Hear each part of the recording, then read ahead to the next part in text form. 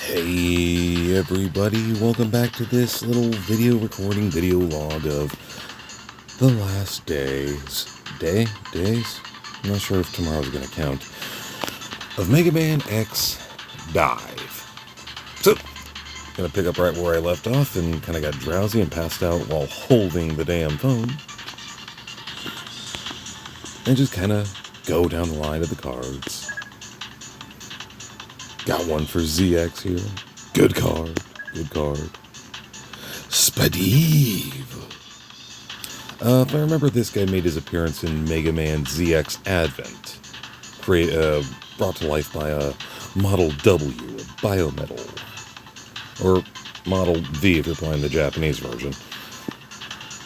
Pain in the ass boss at first, but you do get used to him. I guess that's true of every Mega Man boss, though.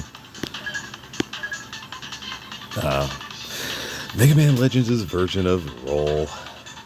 I remember there being an ad in God.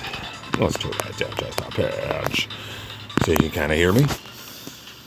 I remember there being a version, I think it was gameplay or something like that, where as they were like previewing, showing like the what's to come for Mega Man Legends, like letting the reader know, hey, look forward to this. Like, it had a picture of Roll in there and it said, Roll's got a new, Roll's brand new, makeover and all. She's hot. And you know what? She was. Base GS. Now, I don't know if that's reference to Gold, Silver, or what that is, because honestly, I've never played the Battle Network games. Shame. A blemish on my Mega Man fandom, I know.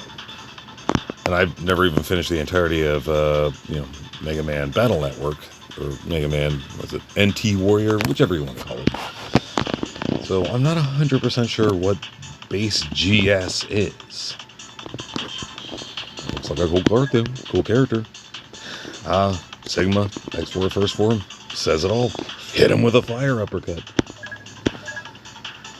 Yeah, they did a crossover with Street Fighter 2. Unfortunately, only 3 characters from Street Fighter actually were playable. I'll show you 2 of them, because I only got 2. But Akuma's one of them, in all of his weird, Furby looking. I don't know why he looks like the Cowardly Lion from Wizard of Oz.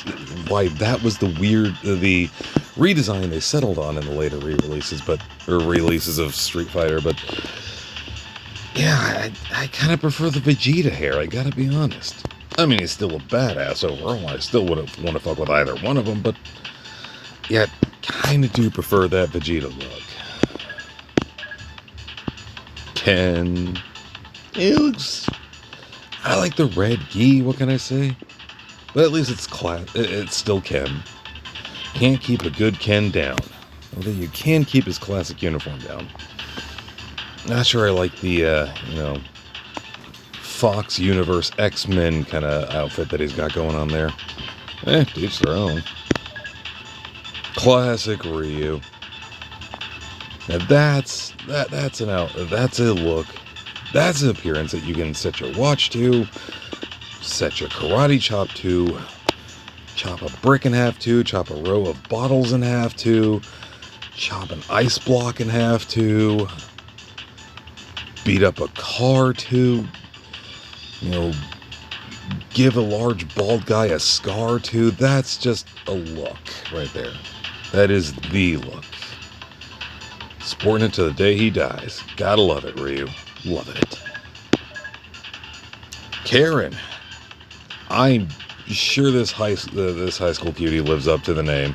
She's got that kind of look where she would. Sakura. She's had a lot of looks over the years. I kind of miss the Sailor Scout uniform that she had, but, school uniform is still a school uniform. Still a cutie who can leave you hurting in so many ways, I'm sure. Oh yeah, trained by Dan, friends with Blanca, obsessed with Ryu, and teenage girl, I get it. Cammy. I mean, there's a lot to say with that name. A lot to unpack with that name for me personally, but As far as Street Fighter goes, green leotard, white hips, powerful legs. Oh yeah, legend. Just gonna kind of hold on this image. Who am I kidding? I got a pause button. I gotta hold on that image forever later. Chun-Li, the legs of legend, the original first lady of fighting games. Yeah, before my Shiranui, actually. Although I definitely prefer one over the other, but no one's gonna deny the sexiness, the lethality, the pure badassness, the pure legendariness. It's a word now of Chun-Li. You want rush and crush you with big bear hug, put face in nuts, beat you into ground, make you feel pain forever. That is Zangief. All day, him and his Dark Knight logo of a chest. Zangief. I never used him, but he was the main character of one of the two main characters in an anime called High Score Girl. Weirdly enough, he was her main, and boy did she rock him until the sun setted. The sun setted it. And Bison or Vega or Balrog, I don't know. The naming conventions between the two games gets a little iffy. But yeah, legendary badass, legendary villain, and final boss in almost every Street Fighter game in the early days. And hell, even in the Street Fighter Mega Man crossover, where you play as Mega Man, hunting down the different Street Fighter characters. It's an interesting take, and I gotta say, I fucking want to play it myself. And Bison don't want to fight it myself.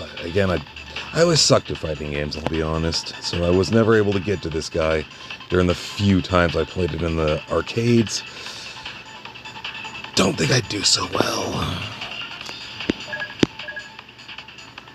Wolf Sigma. X1 final form. They changed it up in this game a little bit. Still similar attacks to what he had in the original game, with a little bit of a mix of the attacks from the Maverick Hunter X remake. The one thing that I kind of like that they did with Maverick Hunter X when fighting this guy versus the original Super NES version is he had technically had 3 weaknesses in the 4 actually in the re-release on PSP. So originally he was only weak to 2 things: the rolling shield or the fully charged shot from the Super Buster, the arm upgrade. However, in the Maverick Hunter X game, those 2 were still weaknesses. However, he was also weak to the Hadouken now, which he wasn't originally. And since there were 2 different arm parts you could get, one from Dr. Light and one from Zero, the Zero one actually killed him in less hits than most of the other ones, save for the Hadouken, of course. Great games, both of them, though. That Zero Buster, and that is one thing I really liked about Maverick Hunter X, is that they made a distinction between the arm parts that you got between the Light Capsule or Zero. And that was a nice little touch. Just those small touches that they made in that re-release that kind of mattered to a lot of us. Dragon Sky, gonna guess that's a boss in the Star Force games. Couldn't tell you too much about him. Pegasus Magic. At least they keep the, quasi-naming aesthetic alive from the Mega Man Zero games. Although they kept it to words that can actually be pronounced in this game, it looks like. Andromeda. There was a show. Or a movie. No, it was a show. And a strain. And a girl. And a star. A lot of Andromedas out there. Leo Kingdom. Again, got it in one. Luna Platz. I think she might be Star Force. Her little drill for hair. Her dew will pierce the heavens. Little blonde cutie here. I think she is in Star Force. Don't quote me on that one. Again, another game, one of the few Mega Man series that I have not played, much to my shame. Geo Stellar. He's gotta be the main character of Star Force. It's just got that main character vibe of them, you know. Then you're definitely a main character, a character in Star Force, because you're not Dex from the Battle Network series. You look like him. You look like you'd be his son. You look like you ate him, but you're not him. So you have to be from Star Force. Also, Bud Bison. That could have been the name for a liquor tie-in for Mega Man X, one of the Robot Masters. If only they were sponsored. Then again, it wouldn't be a kid's game now, would it? Let's move on. Our role equivalent for the Star Force games. And she turns into someone who plays guitar. We'll see it later. X and Zero, classic. Falcon armor from X5. Gets all hugely powered down in X6, as it can only air dash, kind of. Also loses the quasi-invincibility when it's flying like it had in X5. Well, at least the Buster stayed the same. Powerful, pierces through everything. Pierces through anything and everything. And it can charge boss weapons. So, you know, at least it's got that going for it. In X5. Or X6, I mean. Completely gone in X7, but, what are you gonna do? Colonel from X4. Named after one of his more annoying attacks if you're fighting him. If you're playing as X in X4, he's a mid-game boss, and boy, is he a pain in the ass. Better get that timing down for his blinking slash when he disappears and reappears and takes a Jedi swipe at your throat. It does a lot of damage, it hits hard, and the timing gets tricky. But it's doable. Just really annoying. Zero doesn't have to deal with that shit. God, there were just walls in that fight. Good lord. But I'd be lying if I said that boss fight doesn't test you during your first playthrough. Yeah, just straight up Colonel. Why not? X-Hunters from X2.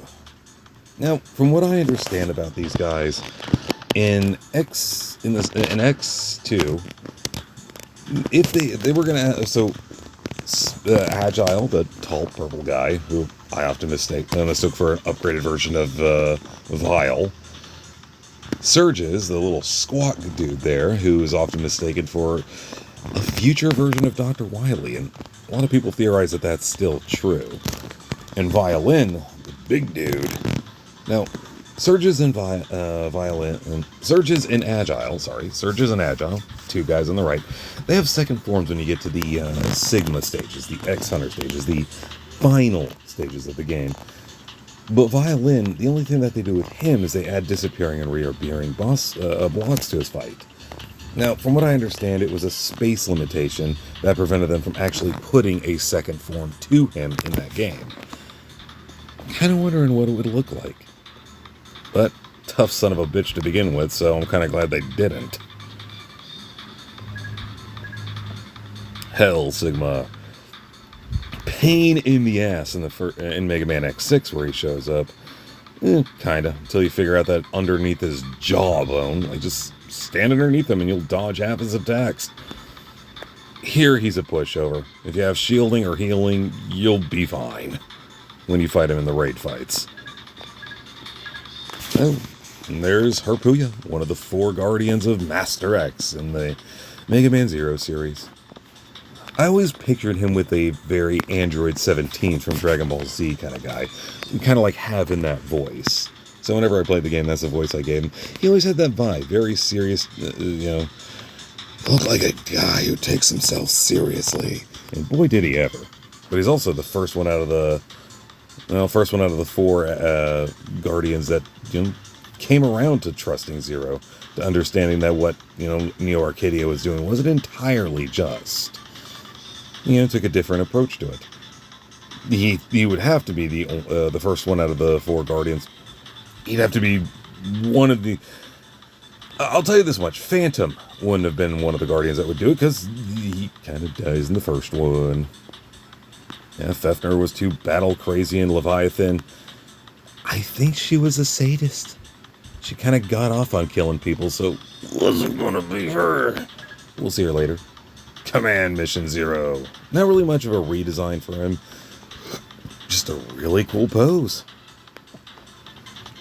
And he was a fun character to use. He could now, unless you used his uppercut special attack, he could really only attack enemies that were on the ground.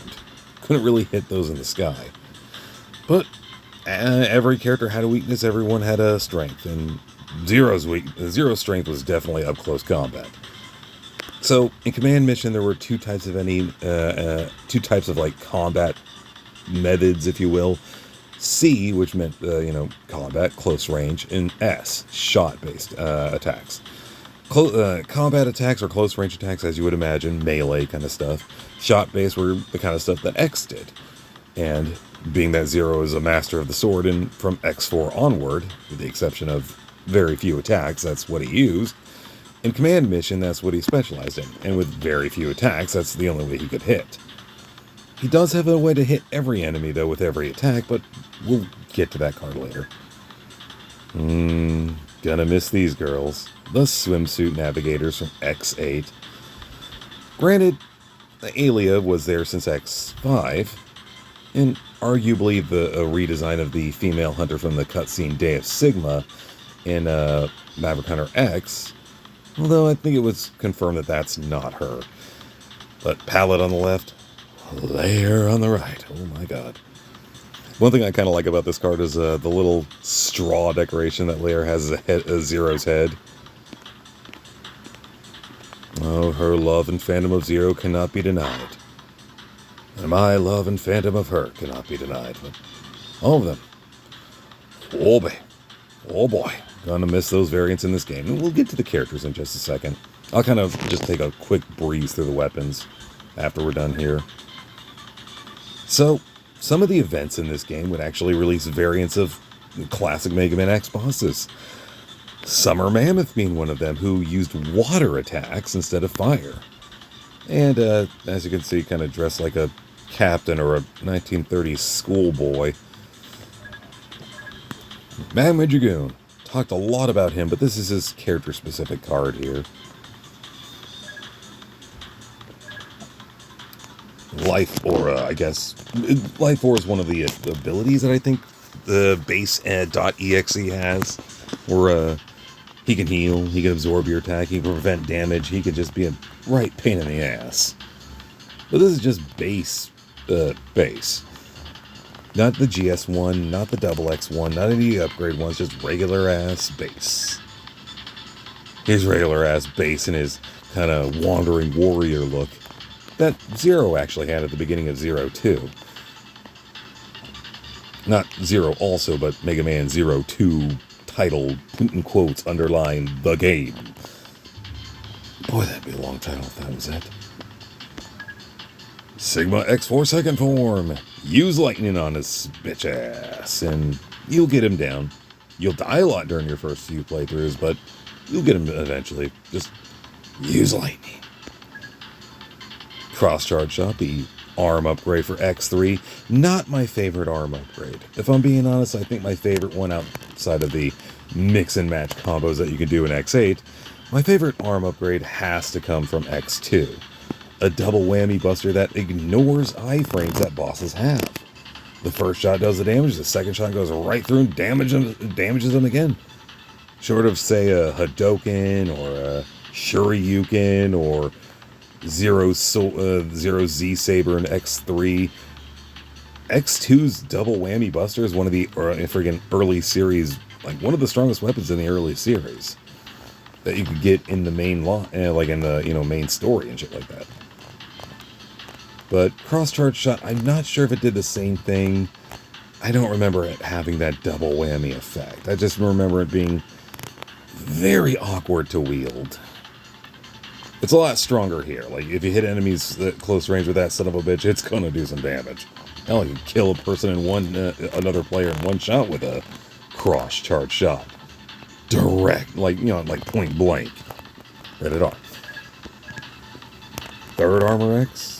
Again, not my favorite armor from the X series, but it does introduce the vertical air dash, the air hike, as I like to call it, which comes back kind of later on in X5 in the form of straight up flight. And then in X6, like, makes a full-blown formal reintroduction with the blade armor. And then we see it kind of later on with the ZX, I believe, with the Harpuya, with Model HX, and also with, transformations into Model H and ZX Advent. But yeah, this is the form that started that. And if you're able to get the gold chip in the game, then he can do an air dash into an air hike, or a dash jump into an air dash, or, you can kind of combo it around, which is really nice. Covering some huge ground with that. Plus, he can heal, and the gold chip's just fun. Monster Hunter, Rise, Sunbreak, EX Alpha, Revengeance, Judgment Day, 2 girls. Yeah, the two clerks, the 2 monk girls from Monster Hunter Rise. One of them's right there in the plaza, just kind of chilling usually, or at least she is where I'm at in the game. Very, very sweet to you, very, inviting. The other one kind of off-putting with just rusty bitch face for days, for hours, for years, for centuries. And you'll remember her bitch face for centuries. But she's actually very nice and very kind, much like her sister. She just gets a bad rap. A goof around of a character as far as I've seen in the game. But a fun character all the same. Hunting companions, and you can get all 3 and have all 3 with you. The dog you can ride like a Yoshi. The cat can carry items and I think heal you. I don't know, really don't mess too much with the let's see, it's the palicos is what the cats are called. The palamuts or palamutes are the puppies. And then I can't remember what the owl is called, but I just named mine Karibo. You can seek around, you can scout the land for you. I think he can bring you items too. With 3 fluffies that you can have while you're hunting around in Monster Hunter Rise. Ah, damn it, there we go again. Scrolling down, scrolling down, scrolling down. Did I get that far? Scrolling up, scrolling up. Scrolling down, I'm good at targeting. Where did we leave off? I think I might have skipped a few cards. Son of a bitch. Alright, let's get a little bit up, oh yeah, oh, we were close. Go back to those to the kitty doggy owly. Oh, that owl's so fluffy, and you can pet him and feed him and play with them. Oh, it's just so cute what you can do. The basic look of a hunter that you can choose based on, gender or build or screen appearance. Customize your character to have like tattoos and glowing eyes and shit like that. It's cool what you can do. They really give customizability and, friggin' free range. They just give the player free range for a lot of things with this game as soon as it starts up. But, too many options all at once can kind of be a bad thing, as you could wind up doing what I did and go in the Coliseum for your very first fight and not realize that's not where you're supposed to go. Yeah, conveyance isn't really Monster Hunter Rise's strongest suit, at least not in my experience. Can be a bit... there's a lot of homework to take in all at once. There's just a lot to take in all at once with that game. Very overwhelming. But I will say, if you stick with it for a few hours, it does get easier. And there's another game that kind of has that same, high watermark of starting in, kind of like the high pay-in kind of like bridge to cross in order to really get used to it. Another game that I can think of called 7 Days to Die that's like that, but from what I have understood, that game's actually got a little bit better about it, but I can't imagine that it's fixed it completely. Not from what I've seen one of my friends play. From what I understand, one of the monsters in it, a very kind of like, East Asia, kind of like ancient painting kind of style. Very cool aesthetic, though. I think I remember fighting a Magnamalo. Pain in the ass. A lot of fire attacks. And now we get into more cards that are like, the game summarized in a card. Ragnarok, reference to Mega Man 04 with Project Ragnarok. Also the space station that Dr. Vile, Dr. Well, Dr. Wily with a name change in the future after he hides his identity. nothing confirmed, of course. Maybe Dr. Weil is the one that helped Dr. Wily create Zero in the first place, which is why he knows so much about him. And nothing confirmed, of course, but wouldn't be interesting. Kind of fun to theorize. But this is where the Zero series undisputedly ends. Like, no room for sequels. This is it. This is where it ends. Unlike Mega Man X and Mega Man Classic, where there is no concrete ending just yet, Zero 4 is the one game to actually have that. Zero 3, where we get the Omega. Another Zero? Why does he look just like the Zero we're playing as? Yeah, a lot of head trips for poor Zero here. And unfortunately, it's also the last game where we see the four Guardians. Well, yeah, actually, the four Guardians. Nice little extra boss fight with Phantom. If you know where to go. It's actually not terribly hidden, just a giant spike pit. You got to do a little bit of dash jumping to get to, and careful dash jumping. Again, a lot of spikes. Upper left corner, close to the end of the I want to say second to last final stage or third to last. It's when you infiltrate Neo Arcadia, and you got to go into cyberspace to do it. Is the thing. Yeah, a boss fight in cyberspace. Only time that happens in that game.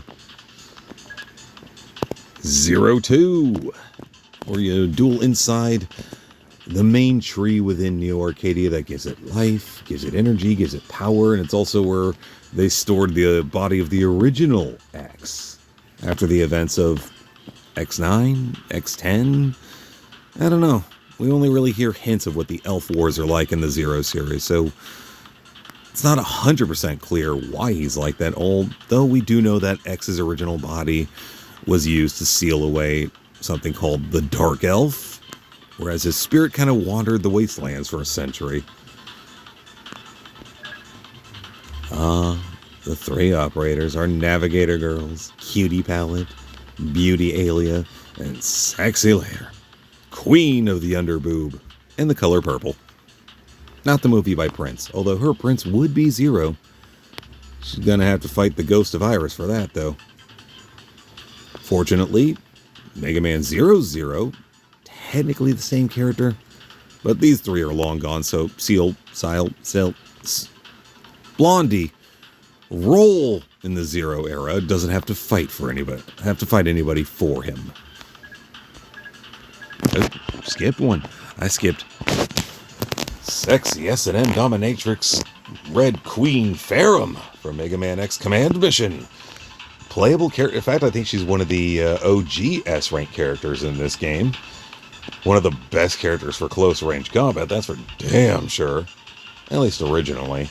She was she was also one of the characters that dealt the most damage in raids for against a lot of the bosses. Back when before I got a few of the other characters. She still can deal quite a bit of damage very fucking quickly. The problem is that when it comes to the last few raids that they've done, the bosses just did too much damage, and she couldn't, even with my best shit equipped her, couldn't heal fast enough, or often enough to withstand the pain, and just died. So I stopped using her. But I will never stop remembering her. I will never stop stopping for my queen. Oh, Cutie Iris, the classic cutie, the original femme fatale for the X series.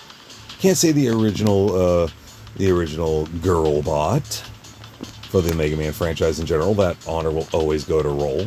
Hell, she's not even the second. Although Kalinka is a human girl, but still she is technically the second female, canonically, for the Mega Man series. But this is arguably the first adult woman in the X series if you ignore Maverick Hunter X. But that game was released later as a remake, so yeah, we can count Iris. Tragic. But we do have Mega Man Extreme 2 for a second appearance for her. And so many costume changes here. Wireframe Sigma, boss of X2. Strike Chain, I think, is the only thing that can damage him in that game. But Hit him often, hit him hard, and you should win, and try not to miss too many times.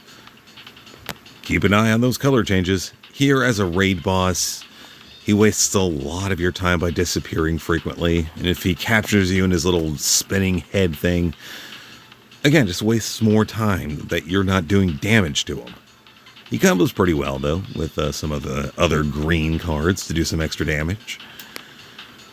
And he gives you some defense buffs, too. Good card. Annoying raid boss. Relatively easy boss once you know the weakness. Mega Man and Base. Just straight up the game's name. Mega Man plays like Mega Man. Base plays like a precursor to the X series with his command dash. And he also plays a little like Axel in the sense that he can aim wherever and shoot rapid fire.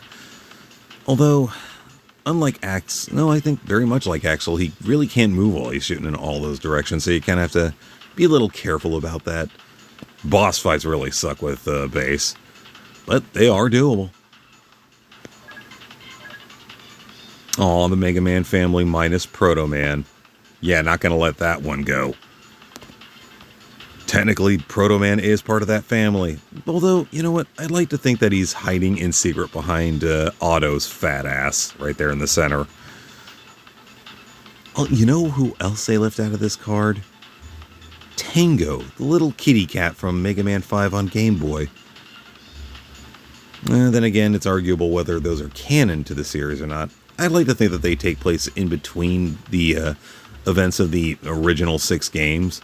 Like Mega Man 1, then Mega Man 2 happened, then you get Mega Man 1 for Game Boy, then Mega Man 3, Mega Man 2 for Game Boy, Mega Man 4, Mega Man 3 for Game Boy, Mega Man 5, Mega Man 4 for Game Boy, and then Mega Man 6, and then after that Mega Man 5 for Game Boy, and then it all wrapped up in the Game Boy series. Well, actually, no, that wouldn't make sense. I guess Mega Man 5 would have to come right after Mega Man 4 on Game Boy in order for it to make any sense, because Mega Man 6, he gets arrested for years. Until Mega Man 7. So yeah. But I could see them slanging it in there canonically. Dr. Cossack made his first appearance in Mega Man 4, and the Archie comics do a lot more with him. And nice little kind of shout out Mega Man ZX Advent, the tribunal that runs the world apparently. Each of them have the first name of one of the scientists from the classic series. Thomas, Albert, who being named after Dr. Wily, go figure, is the main bad guy, and Mikhail, Dr. Cossack's first name. Of course, Dr. Light, the classic. We love you, Thomas Edison, Santa Claus. Kalinka, there's the other girl in the classic Mega Man series, not counting Splash Woman, of course. Or Wasp Woman and Quake Woman from the Archie comics, of course. Or a few others in the Archie comics, like, what's her name, Dr. Lysandre? I'd have to Google that one, but it's been a minute. Oh, the classic evil scientist, Dr. Albert Einstein, after too much German quaaludes. I like cosplaying as this guy at SAC Anime. Fun times, fun times. Love me the Ruby Spears version of this guy. Evil, insidious, funny. Great accent. So historically accurate. I mean, as we all know, Germans back in World War II were crazy into robotics. I mean, they built the first robot masters, or, you know, at least they so claim, you know, much to Thomas, all the Thomas Edisons out there that will say otherwise. But no, it was Germany that built the first robots. I will stand by this 120%. Love that damn cosplay. Omega. But he looks just like Zero with slightly lighter hair and darker shading. Well, that's because he is. These originals, Zero original recipe corrupted by Dr. The robot Conehead brainwashed him. Of course, you know, there wasn't really much of a brain there after, you know, after transfer of Zero's original personality, so Wile put a brain in there. Or was it the original brain that Wily had? that he just kind of brought to the surface, pushing the Zero personality out. Now, there's a lot of theories here. But overall, cool character, fun boss fight, great boss music, even better boss fight in ZX. Have fun there. Copy X first form with his armor. I guess it's called maybe Arcadia armor? Angel armor? Savior armor? Who knows what Copy X called it, but just like with any X, he also has his armor upgrades, and that's the one he decides on. The Supreme Commander of the Repla Force had a simpler name in the American release of X4, just General. Shoots his own fists at you that you can use as platforms. He's a lot easier to fight as X because you have range to work with. Zero, you kind of have to take your pot shots with quick jump forwards and jump aways, but I've seen some playthroughs where it's very much doable. Some people get really up close and personal with Zero and just fuck his world up. Conrad forever. Much like this game will be a favorite forever. Zero, you're everywhere. The Bone, or Bon, Boone? Bonnie family? To be fair, I never did finish Mega Man Legends 1, but the metal-thonged princess that is Tron, her I will always remember. Speaking of metal thong, there was someone in chat that stated that, why does she just wear that so prominently like that? She an exhibitionist? Who's to say? All I will say is that is a very, very short dress. That leaves little to the lower imagination.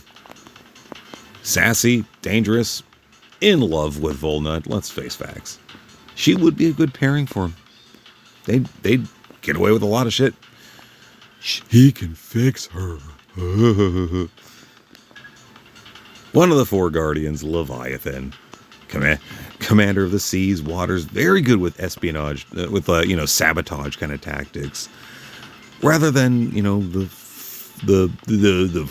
face forward Fefner and the more kind of like honorable Harpuya and the saboteur that is Phantom. She's all about getting into the mind, shutting down their intel from the inside, weakening them before she takes them out from the deep, or fighting them from the deep in water, or flying in 0-3, which apparently she can do, but we never see that in the first two games. Huh. The Dark Elf, the corrupted form of the Mother Elf.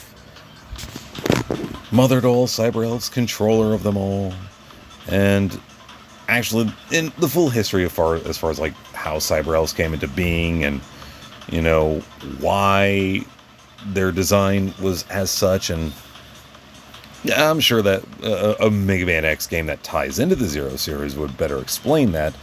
There's a few things that you can Google out there that kind of theorize what the elves were. I mean, it could be assumed that cyber elves are kind of like our equivalent of smartphones, the thing I'm recording from.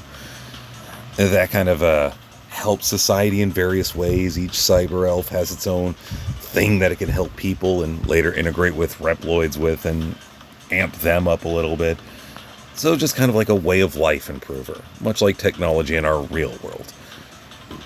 That, Dr. Weil, Dr. Weil, Dr. Weil E. There is an E there. That he took advantage of, saw the further potential of, corrupted it, and hence the Elf Wars. And boy, did those last for a while and take a lot of lives.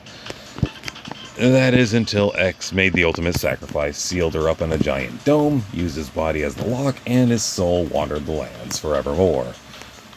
Zero, whether he sealed himself away after the fight, or whether the Zero ending of X6 is canon to the Zero series, in which case X kind of fought it alone. But then again, that doesn't explain the fact that we had a Zero versus Omega fight back in those days.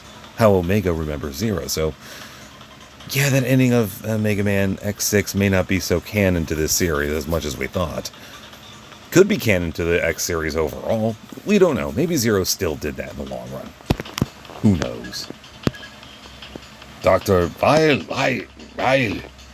Vile in Japan. I've always called him Well, but I guess it's pronounced Weil, which would make a lot of sense considering what his original Japanese name is. A lot of people theorize it's Dr. Wily with an identity and a name change, who found a way to keep himself alive centuries later.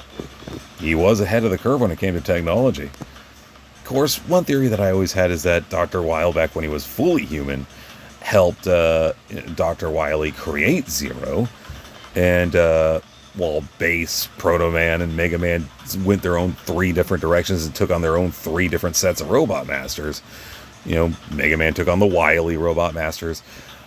Base took on a set of Robot Masters to prove that he's the strongest creation that Wily ever made, that Wily doesn't need anybody. He doesn't even need this girly, blonde-haired, ponytail, green-boobed robot that Wily's working on.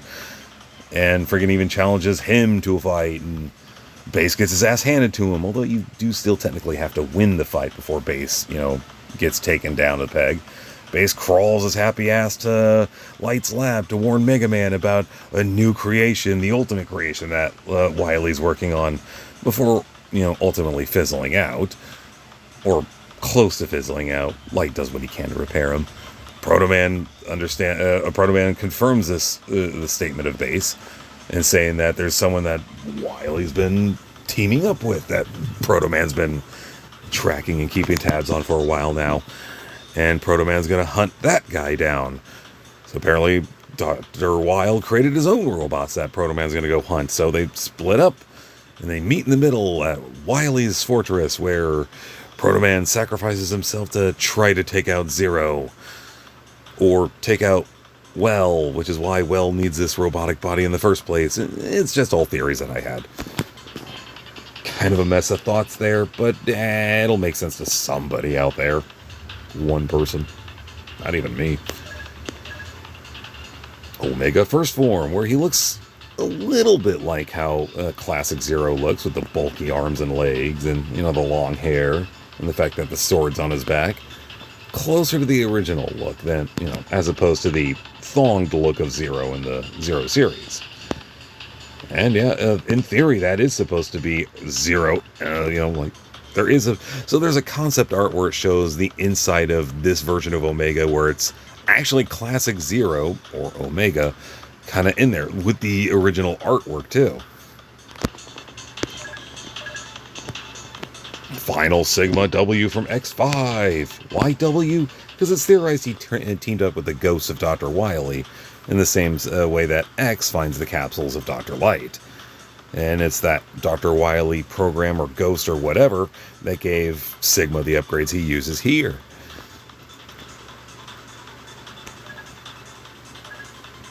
Valentine's Day, Rico.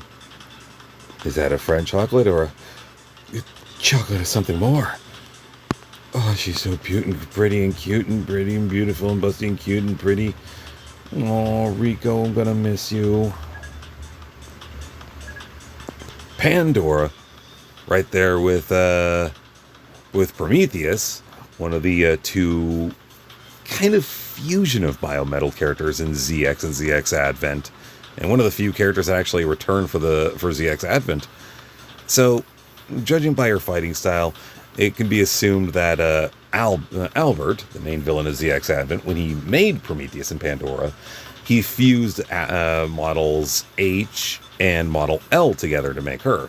And then, basically Harpooya and Leviathan were fused together to make her, whereas model P and model F, Fefner and Phantom, were fused to make Prometheus, which gets pretty evident with his battle-hardened tactics and his fire and shadow-based attacks. So Pandora flies around like Harpooya does, uses lightning like Harpooya, friggin' has more of a female aesthetic and carries a staff like Leviathan, and also has ice attacks like Leviathan, so the middle ground. Sadly, this game, Mega Man X Dive Online, as well as the offline version, neither one of them had Prometheus. I was always kind of hoping that they'd finish out the Guardian set by including, you know, Fafnir and Phantom, and include Prometheus as well. But from what I understand, the modding community on the Steam version of X-Dive Offline, they've been adding a lot of stuff that the original version that the creators left out, including adding characters in. So we may actually see a modded version of Prometheus, Phantom, and Fafnir in the Steam version of Mega Man X-Dive Offline, modded version, just yet. And there's Pandora again. Spiral Blast Shot, the classic upgraded arm. The arm part for X1, the classic arm part. One of the few weaknesses to Sigma in the first game. And one of the 2 variant arm pieces that you can get in Maverick Hunter X. I definitely prefer Zero's version better. But you do have to hold out a lot longer to get that. Which means no charged Sting Chameleon invincibility, no charged rolling shield around you. So you got to go quite a bit into the game before you're going to get that arm upgrade in Maverick Hunter X, if you're trying to hold out for the better arm part. Or, you know, you could just go to freaking, what was it? Storm Eagle stage, I think. It was Sting Chameleon stage. And Maverick Hunter X that has the arm upgrade part. You can just go there and get it there and just call it a day. It's up to you. More cards that kind of sum up the different games in the series. This one based on X8 with the Jacob's Ladder and, you know, the Lumine's desire to build a structure that will allow people to go onto the moon and then eventually into space. And apparently the series forgot that we've been to space. Maybe not deep space, but we've been to space a few times in the Mega Man franchise. Hell, Mega Man 5 for the Game Boy actually has you traveling the solar system to hunt down the different star droids. And then in Mega Man X4, there's the satellite cannon that the General is powering up to take out humanity with. X5 is on Space Station Eurasia, which is, get this, in space. And then, and also another thing, X8 takes place after, so X8 takes place before the Zero series, theoretically, but it was released well after at least the first 3 Zero games were released, and, or at least maybe, and hell, maybe after the entirety of the Zero series. I'd have to check those dates, but I think Mega Man X8 was released well after Zero 4 was released, which would mean, yeah, they've already done a battle in space. And hell, I think even in the classic NES Mega Man games, there were a few games where Mega Man goes in space and chase Wily down. This is not a new concept, so I don't know why they thought this was, oh yeah, now they're going into space. It's brand new. It's the final destination that we've never touched before. So I guess personally that's my only flaw that I have with Mega Man X8 is the fact that they think this is the first time they're doing it. Clearly not. Let's keep going. X7, first appearance of Axel, and a lot of people really hated this game, and having played it and beaten it and maxed out the characters myself, I can honestly understand why. However, I've played worse games. I've seen the AVGN review worse games. This is far from the worst game ever made, but it's definitely one of the worst Mega Man games ever made. I cannot defend it as it's hell. Even as an X game, X is a background character. Like, in my playthrough, you don't get X until halfway through the game. Some playthroughs, you don't even get them then. And there's armor capsules. There's like freaking Dr. Light capsules strewn about in half the, stages that you can't even get until you get X. So, and the armor that you get, the glide armor for this game, pales in comparison to previous armors.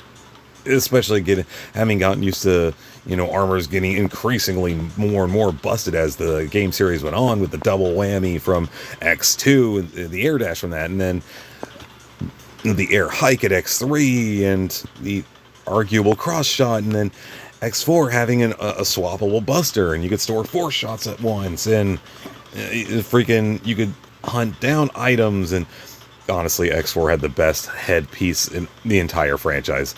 No, zero cost for basic boss weapon use? Come on. Doesn't get better than that. His shadow armor, it couldn't use boss weapons, but you know what it could do is destroy everything with the fucking charged saber swing. And, you know, giga attacks are more of a thing. Flying from the falcon armor and all these cool armors, and then the glide armor, which literally does just that. It glides, and very shittily at that. I mean, I feel like I'm playing Sonic and Knuckles at that point. But less so with that armor. The Buster, sure, it does more damage. It uses less weapon energy for the boss weapons. The boots, I don't really think did anything fancy except enable the glide feature. The body armor reduces damage by half, so there's that. And yeah, it's kind of a huge step backwards. It feels like a slight upgrade from the X1 armor. The game's pretty rough. But it does introduce the lock-on feature that this game exploits like a motherfucker. So, there's that. And again, Axel, love him or hate him, this is where he came from. X6. I've mentioned this game enough times. Heralded as, like, at the time, this was the hardest freaking Mega Man X game in the franchise. Or Mega Man game, period, in the franchise. Especially if you played it on Nightmare Mode. And in Nightmare Mode, enemies don't do health drops. So you got to be real careful. Enemies take longer to kill. They do more damage when they hit you. The nightmares themselves, the little squiggly little DNA strands that attack you, they require you to kill them. They require more than just a single charged shot to kill, and require more hits to kill. They could respawn quicker, and trying to 100% the game without the nightmares taking any survivors. Oh, that got really annoying on Nightmare Mode. Doable, but expect to go through a few controllers, because anger is a real thing. But I will say, despite the choppy translations, which is surprisingly worse than the English translations here, in this game, it's still not a bad game. It's a hard as fuck game, but not a bad one. Honestly, I don't regret my time spent there. Start on normal mode. Hell, I'd say start on easy mode so you can get a feel for it and then kind of work your way up. Unless you're a masochist, in which case, have fun. X5. So, I like the gun. One thing that I don't like that they did with the freaking Mega Man X Anniversary Collection that was released, or not Anniversary Collection, just Legacy Collection that was released not too long ago for the current gen consoles of Switch, PS4, and, well, PS4 at the time was one of the current generations, and the Xbox One Xbox One box. Not sure where we're at there. Good job, Microsoft. But with the Legacy Collection, they went with the original names of the X5 bosses, and I kind of feel that there should have been a version that you could play where you can play the Guns N' Roses based names. And I feel that was a missed opportunity there. It's cool that we in the Western audiences who didn't know that they had original names in the Japanese version. It's cool that exists, but there should have been a version in the game that you could play the original American release. I mean, they do that with a lot of the other games where you can play their American release or their Japanese release in full Japanese dialogue and everything. It's just depressing that you can't play the original US release. And in that same vein, you also can't play the original PS1 release of X3, just a Super NES one. So no animated cutscenes for the bosses, for the stage bosses, no opening animation, FMV, cutscene, none of that cool stuff. But X5, hard game, introduction of the Falcon and the Gaia armors, fun game. Die a lot. You will die a lot. Also, kind of like how they tie it in with X4 with the zeros ending, as we do get a screenshot of Iris, very briefly, but she's there. Dead, and just a screenshot of her, but there. So, X5 doesn't forget. I like that.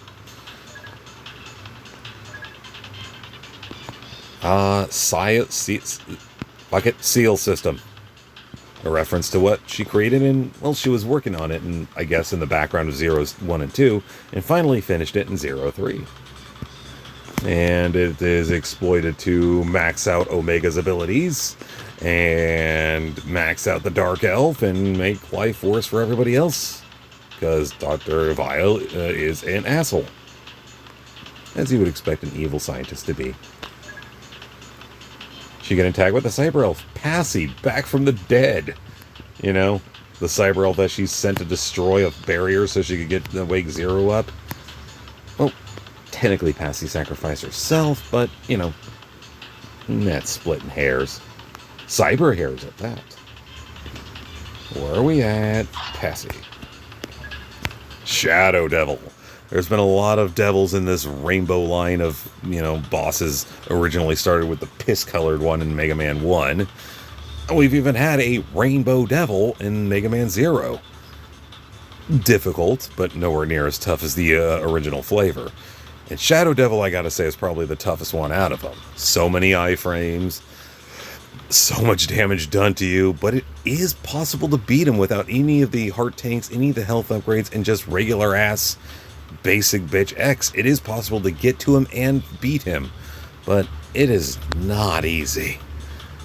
Good lord, is it not?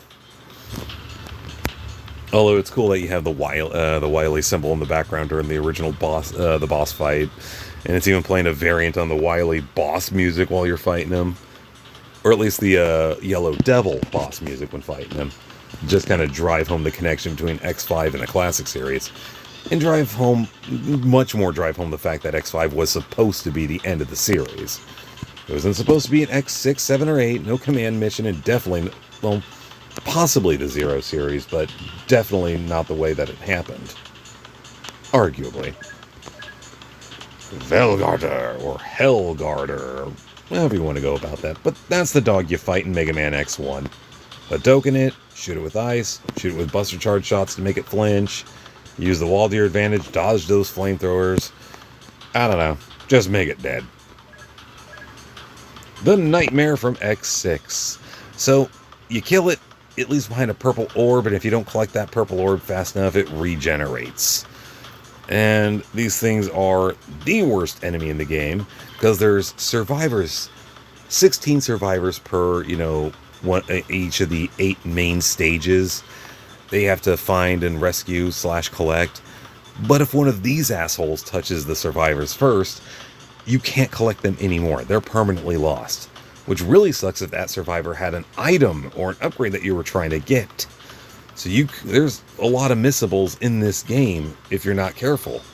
Which really sucks playing it on expert mode. Or nightmare mode. Extreme mode. Yeah.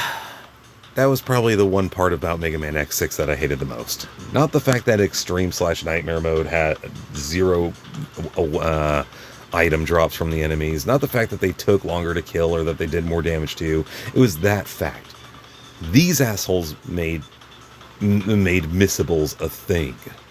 I hated that so much about this game. Red, the leader of Red Alert, Axel's former boss, and a bitch of a boss fight in that game. You only ever fight him once, but that's all you ever should have to fight him. Fighting him as Zero is kind of a pain in the ass, but at least Zero has one attack that can just kind of auto home in on him and do damage. I think you can get him with the lightning tornado strike thingy that you get from, God, can't even remember the bosses. It's the boss in the water stage, if you will. You don't really go underwater, but it takes place on a bunch of naval ships, so I guess that counts as a water stage. But, yeah, that weapon I think is his actual weakness when playing as Zero, or playing as any of the other characters. But, yeah, what a pain in the ass. Cool concept, though. Cool boss. I do like him. Berkana. One of the few references to Mega Man Extreme here. Also, one of the few female bosses that you can fight. And much like Iris, she was the final boss of Mega Man Extreme 2 when you play as X. Zero, or was it... Was it when you play as X, or was it when you play as Zero? Oh, now I've confused myself. No, I think the other guy, I want to say Onyx is the other guy's name, and was the boss for X. She is the boss for Zero.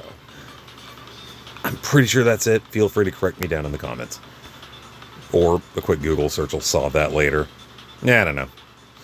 But, yeah, freaking, unless you play through on extreme difficulty, which gives you the option to switch between X and Zero on the fly, which is cool, an ability you won't get until X7, which is one of the few things I will credit X7 for, is bringing that feature back. So instead of having to just choose X or Zero before you enter a stage, you can swap between them on the fly mid-stage. But only on extreme mode, only if you've played through Mega Man's playthrough, which is the normal, or X's playthrough, which is the normal mode, Zero's playthrough, which is the hard mode with 4 different stage bosses. And then you get to play through the game with all 8 stage bosses available and both characters selectable.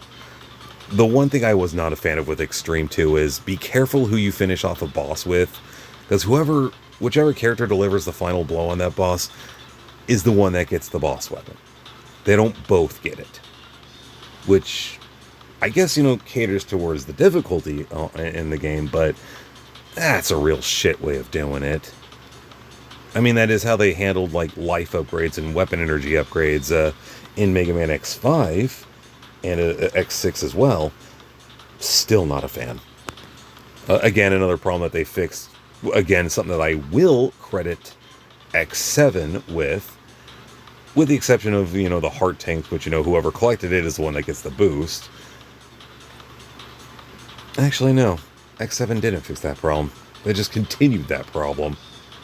Because while there were enough health upgrades throughout the game to where all 3 characters, X-Zero and Axel, could get 8 health upgrades apiece, it wasn't always the case where freaking you would remember that fact. So oftentimes there was a character that, wound up with more than the others, and some characters didn't wind up with any at all, and it's kind of fucked how that kind of system worked. But if you wanted to have one character with all the health upgrades, you could go that route. Don't recommend it, but you could do it. But yeah, Burkana, one of the few female bosses, and on Zero's difficulty, the hard mode difficulty, she is technically the final boss of that playthrough. Oh, there goes that. Talk for too long. Let's move on. Isaac. He's a he's a scientist in Mega Man X6 who works with Gate and does all the PR speeches for him. And that's about all you get out of this guy. I have to believe that there was supposed to be a boss fight for him when they first were thinking of X6, but you never really do fight him. Unless Sigma is Isaac in secret. Because when Sigma shows up, Isaac mysteriously shuts down and Sigma's elsewhere in the world. So it's theorized that Isaac was a temporary shell for Sigma. But that's just one theory. Could be that, Isaac could have been like a weak form that Sigma possessed for a while until a combat form could be built to replace the form that was destroyed back in X5. But do a bit of Google and maybe you'll find something. That's where I'm standing. That's where I'm going to stand. Is that Isaac was Sigma, just in a very weak body, waiting for a better body to be built. Even if it was incomplete. Command Mission X. Not much to say here. Different look. Kind of like the scarf. And there's a way where you could change the scarf's color in the game too, to kind of customize your appearance a little bit. I went with blue because Blue Bomber, blue, it's his color, it's his jam. For a while I rolled with green just to see how that kind of felt, and I don't know. The blue just kind of feels like it matches better. What was kind of cool is that it was an energy scarf that only moved around and fluttered around when you were walking. So, kind of a cool flavor text effects that they did with him. Stuff that they didn't need to do, but they did. Command Mission, such a great game. A shame that wasn't part of the X Legacy collection. Hopefully we'll get one final collection for the Mega Man games that were left out. Mega Man The Lost Battles is what they could call it. And they'd have both Extreme games, all 5 of the Game Boy Mega Man games, Mega Man Soccer, Mega Man X Command Mission, and the PS1 release of X3, so we get those cutscenes, for God's sakes. It sounds like a lot of games to cram into one collection, but considering the fact that the Mega Man Classic Legacy Collection had 10 games in there, and arguably a lot of those games took up more disk space than the games I'm mentioning, I'd say it's more than fair. Oh, can't forget 3 others from the Lost Battles: Legends, Legends 2, and Misadventures of Tron Bonne. So, hell, maybe the Mega Man Legends Collection would be the better name for it. Mega Man Lost Legends. Ooh, that has a good ring to it. You listening up, Capcom? Mega Man Lost Legends. Make it happen. Classic Sigma from the Classic X game. Pain in the ass when I fought him as a kid. Although these days, he is more than my bitch. He owes me rent money. And then, of course, Hadouken. It's done. Christmas cutie. She looks so pure, so sweet, so cuddly. I like how her skirt's all Christmas colored. I like how everything about her's Christmas colored. Oh, too bad you couldn't. You can actually get a Christmas version of Rico, but she's not wearing this outfit. We'll get to that later. Beat the Battle Bird. Little snuggle blue bird. Originally started off as attack support, and then later on settled in the role of rescuing you from bottomless pits. His attack support function would kind of get replaced in Mega Man 5 on the Game Boy with Tango the Cat in his one-time appearance. But I kind of prefer how Beat did it versus Tango, because Tango's weapon energy is reduced for however long he's out.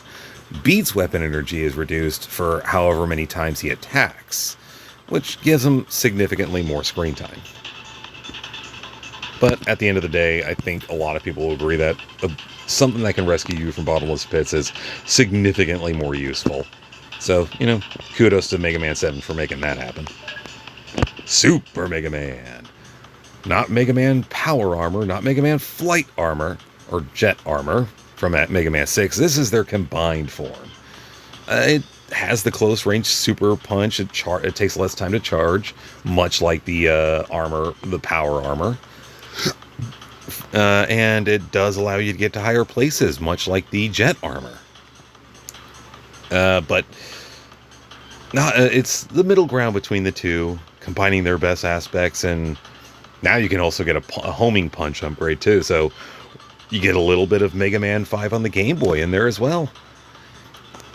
Also, the shop is available thing, where you can buy stuff, and again, you can find or buy the punch upgrade to this thing in Mega Man 7, and the fact that there's a shop that's in this game, it owes that credit to Mega Man 4 on the Game Boy for, as far as I know, being the first game to introduce that concept to the Mega Man series. So, again, Mega Man 7, bringing it big. I don't know why it gets as much hate as it does. Honestly, it's one of the best games that, in my opinion, that the franchise ever made. Proto Shield. Acquirable in Mega Man 7 after you talk to Proto Man twice and fight him the third time you meet him.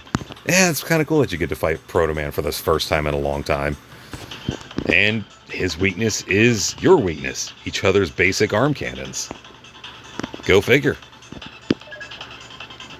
Big bang kind of attack. So Proto Man is actually playable in Mega Man Powered Up as well. You can either download him or you can unlock him by beating all 100 of the challenges.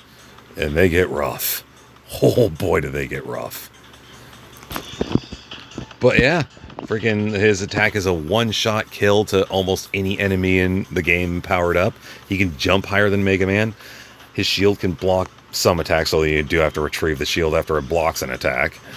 And he can just sit there and spam the shit out of this bang bang strike while he's fighting bosses. The downside of Proto Man, and well, honestly any game that you play as him in, is that he does take double the damage Mega Man would, courtesy of his unstable nuclear reactor core. Yeah, you gotta break some eggs if you want to cook a proto breakfast, though. So I'll take the flaws with the awesomeness.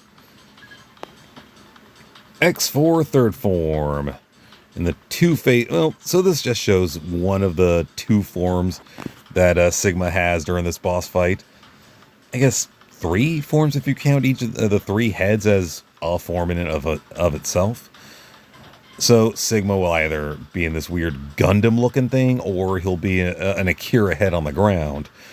But throughout the boss fight, these 3 heads are either launching fireballs at you, kind of spraying ice in an arcing pattern that's super easy to dodge at you, or shooting super hard to dodge lightning balls at you with the yellow lightning head. And the Akira head on the ground version of Sigma will either suck you towards spikes and towards himself, or push you towards a spike wall behind you. And that head is kind of hard to hit too, and the only thing that can hit it is Jet Stingray's attack. So he can be annoying. I've died against him more than once. Battle Network's version of Roll, and she does control Roll EXE. Little cutie that she is. Yep, back to the game-based cards. X4 with the Repliforce and Colonel. And you can kind of just barely see it behind the red, the little red circle there that indicates this as a red card. The face of Double laughing maniacally as he takes great joy in carrying out his master's orders. And that's not how Double first starts off looking, but that is how he ends up looking. And I want to say in the lower left corner, yeah, that's Sigma's head in the lower left corner. What a weird place to put that. Cutie Iris wanting to prevent her brother and her boyfriend from fighting. No, the original MAX waifu. Then the Navigator's up to the ante. Of course, still kind of hard to beat what Iris brought to the table. Cuteness, with just a pinch of sexy. Just a pinch of sexy in there. But overall, the big hair and the cute face, so the inviting look, those gentle eyes. Yeah, Iris was definitely a plateau to reach and a level to beat. Not just in the game, but as far as, girl bots in the X series go. X3 with the kind of like glorified bulky look that X had in that game, or at least in the artwork of that game. Now, this game was technically the first time you could play as Zero, but you didn't really want to play as him too much, because if he died once, he was out for the rest of the game. So, save playing as Zero for the second Doppler stage, so there's a part where you reach like kind of a boss door-ish thing. Switch to Zero before you walk through that boss door, and if you do it right, you should fight a giant dragonfly that changes its color by dipping its tail into the ground below. Beat that mid-boss as Zero, and that's how you'll want to lose Zero, because he'll hand over his saber to you. Oh, wait, you also got to make sure that you kill Vile in the secret paths in the 8 main stages beforehand, using Neon Tiger's attack or that scissor blade thing from, Scissor Crawfish. But yeah, he gives you his saber, and that saber is so fucked up in this game. 2 hits any boss, destroys almost any regular enemy. Even Sigma. And the best part about the Z-Saber in X3, you don't have to be at full health to exploit the hell out of it. And it's still long range. It's a fun weapon. X2 with the X-Hunters, and Sigma residing in the background as they try to reassemble their master, and as Sigma secretly plots to reassemble Zero. So, with it being the second game in the series, it was all about returns and coming back bigger and badder than ever. Not just for Sigma, but for Zero, and for the franchise, and for features as well. This is where we got the air dash for the first time, and the double whammy buster, which I will stand by as being one of the best busters in the series. It also introduced extra boss fights to the X franchise. Technically, it's not the first game to introduce extra boss fights, period. You could argue the classic 6 from the NES era did that with the alternate route that would allow you to fight the same boss again in order to acquire one of the letters of BEAT. Or is it W-I-L-Y? Whichever ones you... no, I think it was B-E-A-T to acquire beat in that game. But you had to find those extra paths to find those extra boss, those extra fights against that stage boss. That stage robot master. But yeah, this game came out at around the same time as Mega Man 7, so extra fights aplenty. Bonuses aplenty. And the Shoryuken to, kind of counter the Hadoken from the previous game. Capcom and their Street Fighter moves. So, Darkman was kind of like the... He was kind of like the Vile of Mega Man 5 on the NES. Kind of like the X-Hunters of Mega Man 5. He was like that guy, like that second-in-command kind of guy that you just fought frequently. At the end of a lot of the Wily stage, at the end of a lot of the Proto-Castle stages in Mega Man 5, you'd fight a Darkman. Ultimately, coming to find that, spoiler alert, Proto Man wasn't behind the attacks on the Earth. It was Darkman in disguised as Proto Man all along. And behind that was Wily, of course it is. But here's a Halloween version of Darkman, Pumpkinhead. Not to be confused with the horror movie classic. Rico in her original title screen pose. Hand held out for you to grab so you could be together with her. And her cute smile and her wide bright eyes. And again, an amazing body, but subtle enough to, subtle, definitely prominent. Features here and there, but still, not as obvious as other characters we'll see. And as far as a playable character is concerned, she's actually pretty fun. She's not like an end-all be-all destroyer, but it's really hard to kill her in PvE.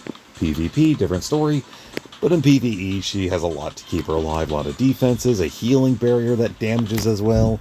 She can produce little monitors that will fire off multiple attacks of X-Zeros and Irises, oddly enough. I guess it kind of makes sense that she'd choose an attack from Iris's category out of all the other characters. I mean, girls gotta stick together. The headbutt from X1. Arguably one of the shittiest head upgrades in the franchise, as it was only used a couple times, or had a couple functions in the original game. Breaking blocks above you to get to the arm part in Flame Mammoth stage, allow it not taking damage from the falling rocks in Sting Chameleon stage, and I want to say, no, I think you also needed it to get the, no, you didn't, you got it from Storm Eagle stage, you didn't need it to get this, the part in Storm Eagle stage.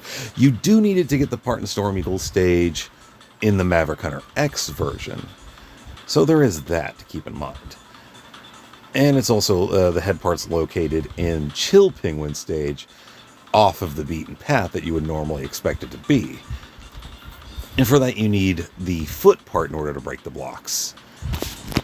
But yeah, the head part serves a little bit more of a function in, Maverick Hunter X's remake, because even beating the green cycloptic boss above the cave entrance in Sting Chameleon stage does not stop the falling rocks in Maverick Hunter X, like it does in the original game.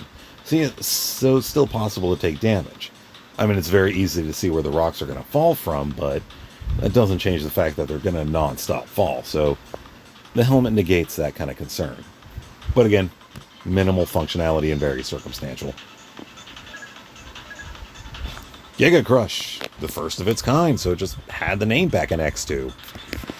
Does a lot of damage to regular foes, not so much to bosses. But I'll be damned if this doesn't come in handy in round 2 against Surges in the second of the Sigma stages, or X-Hunter stage, or final stages. That kind of sums it up better. When Surges is piloting his kind of giant machine, and he's got the 4 cannons shooting 4 different versions of attacks at you, and a Giga Crush just, well, does what its name says, crushes all 4 cannons in one go, and even does a couple mild hits to Surges himself. So that's where it really shines in the game.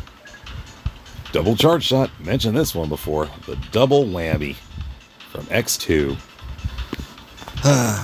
Love any attack that can ignore a boss's iframe. And that's exactly what this did. Like, what was it, 4 hits from this ends a boss? Very short work for those fuckers. Ultimate Armor X, a playable character here and a staple of the series since, the secret back in X4. Infinite Nova Strikes, stronger Buster, still has the air dash, can hover in place. Basically, the Ultimate Armor was just a souped-up version of the X4 armor, with the exception of the fact that it takes way less damage, uses way less weapon energy. Actually, I don't think the original X4 armor used weapon energy at all. That kind of got taken away in later games. Yeah, sadly that headpiece was too busted for its own good. To where they brought the 4th armor back in X5, they had to downgrade the helmet a bit. Sucks, I know, but what are you going to do? Cygnus. So, while Sigma was the original commander of the X-Hunters before he went rogue, eventually a replacement had to be made. Dr. Kane took the role for a while, but it's pretty easy to assume that consider Dr. Kane's advanced age and the fact that we don't see him from anywhere past X3, or I don't even think he shows up in Mega Man Extreme 2, which takes place between X3 and X4. But it's pretty safe to say that Dr. Kane kind of died of old age somewhere between X3 and X4. Hence, the Hunters were kind of flying by the seat of their pants. In fact, X and Zero were the leader of the X-Hunters during the events of X4. Or the leader of the Maverick Hunters during the events of X4. So, a replacement for Dr. Kane, who was the stand-in for Sigma after his revolt, had to be made. And so Cygnus took charge. And Cygnus has been the proud leader of the Maverick Hunters ever since. Take no-nonsense, compassionate, but very dutiful leader of the Maverick Hunters. Good guy. Reminds me a little bit of a remodel of Colonel in a weird way. But, good guy. Now, there's one Reploid in particular in the Day of Sigma OVA that came with Maverick Hunter X, where a lot of people theorize that this one black armored Reploid that comes up to Sigma shortly after the battle against the giant Mechanaloid, they theorize that one Reploid eventually becomes Cygnus, and there's really nothing to refute that, but there's also nothing to support that either, so fan speculation is fun. Gareth! Okay, so Burkana was the female boss that you fought when I think you're playing as Zero in Mega Man Extreme 2.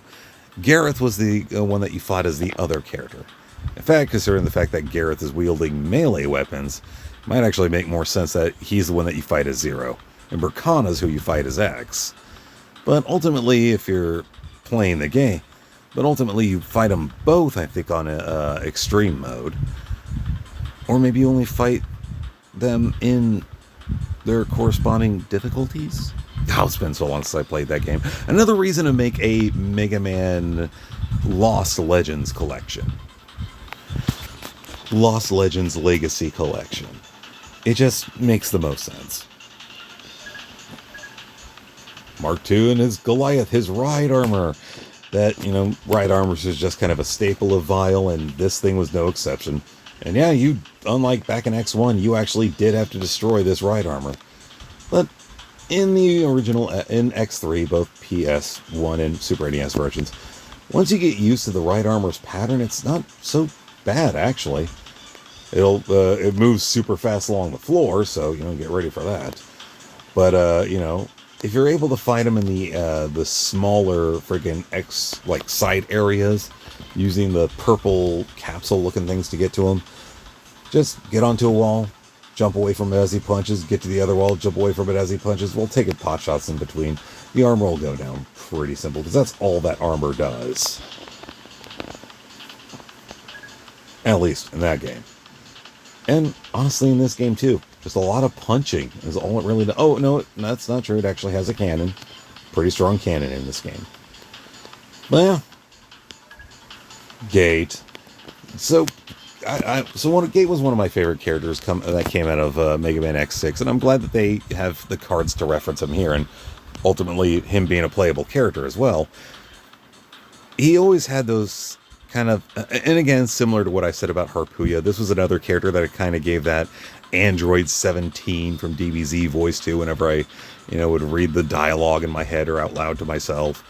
He just kind of had that sinister menace, that confidence, that subtle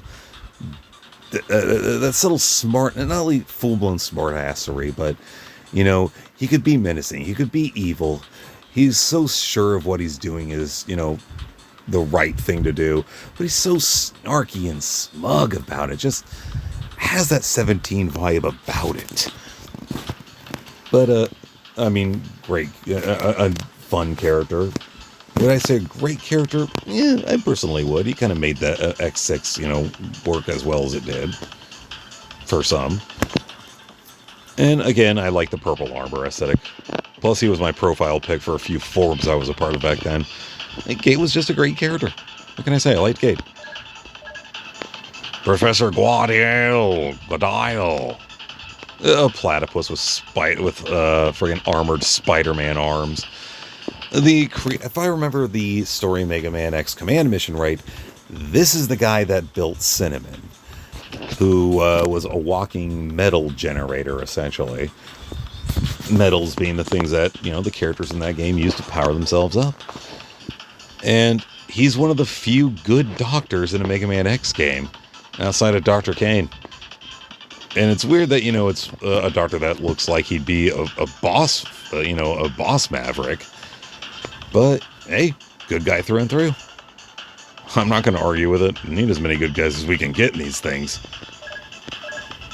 Dr. Doppler, the apparent main villain of X3 until, well, of course, it's Sigma at the end. Just be careful how you attack this guy. Do not use the Z-Saber on him, otherwise he will heal from the damage. Honestly, when fighting him, I just use regular bullets and call it a day. I just lemon his ass. Eat citrus, you bitch. X and Zero, as they appeared originally. And you could tell because X has kind of got like that angry edgelord classic Mega Man look, and Zero's missing the shoulder pads and the sword. So that's how you can kind of ascertain that. Plus, X is wearing the X1 armor. Epsilon, the main villain of Mega Man. Well, one of the main villain apparent of Mega Man X Command Mission. And I always thought that it was actually Sigma in disguise because, you know, Epsilon's another Greek letter, so it would make sense if he used another Greek letter as his cover. But he's not the final boss of it. No, I'm going to save that plot twist for people who actually played the game. Dr. Kane, kindly old man who found X, created Reploids, led the Maverick Hunters after Sigma's defection, had a really nice voice actor in the freaking Maverick Hunter X OVA. Great successor to Dr. Light. Nothing much to say there. Bubble Crab, X2.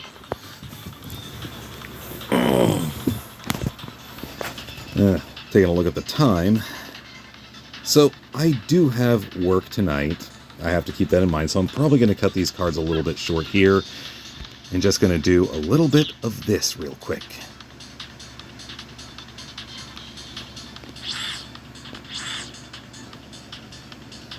So, first, I want to go through the weapons just real quick. If I have time, maybe I'll come back to the, solid buster that you can get at the beginning of the game, or early in the game. One of the first S-ranked weapons. Great sniper buster. This buster I used for this skill right here, which, when combined with certain card combinations, make you completely immune to being stunned, which is paramount, pivotal, vital, like required for certain Jacob Ladders challenges. Air buster, friggin' destroyer,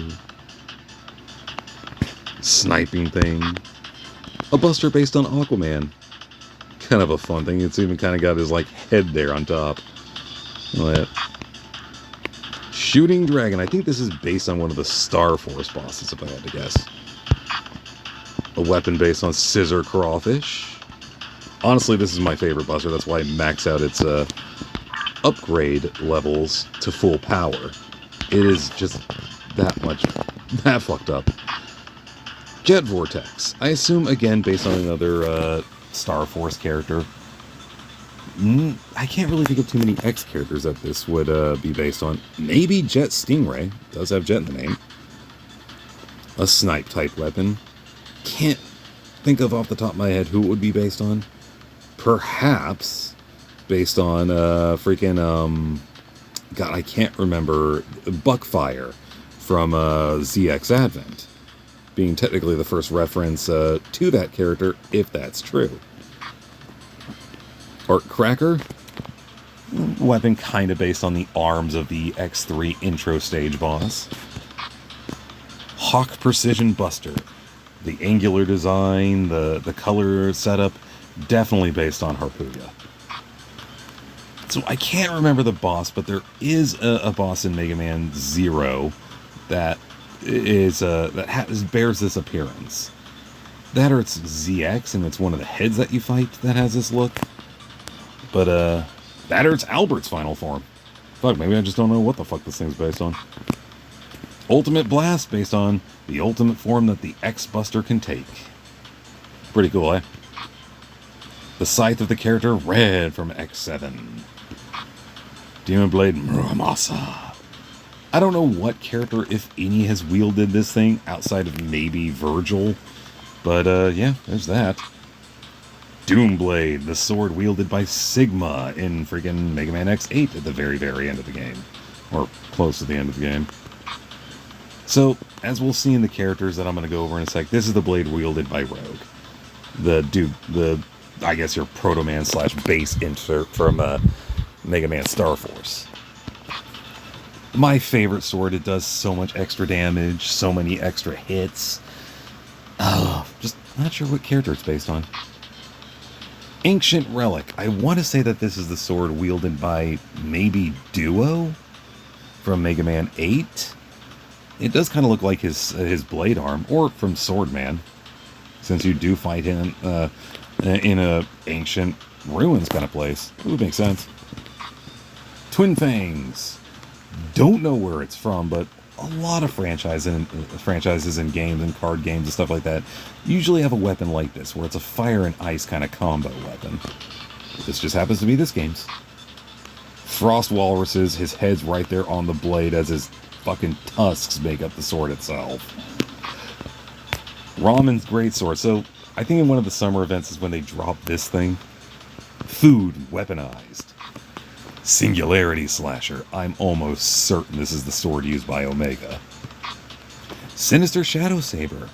A sword straight up, based on one of the weapons from freaking Monster Hunter Rise. Thunder Sword. I think this one's more based on just like the concept of thunder gods in Japanese folklore and myth and stuff like that. Hence like the thunder drums and stuff. Grudge Axe. This one I'm almost certain is based on oh god, I can't remember the boss's name from 04. But there's a giant fucking like minotaur. Minnow Magnus, I think is his name. And he's a giant minotaur that uses magnets, and I also believe he wields a massive axe like this. Shark-Toothed Anchor, based on Metal Shark Player from X6. How could I forget him? Red Lotus Saber. From what I understand, this is actually the ultimate weapon that Zero can get in Mega Man X Command Mission. If I did find this weapon for Zero, I don't remember it if I did. A variant on Zero's Z Saber, complete with Z on the side. One of the strongest melee weapons in the game, arguably the strongest. A machine gun.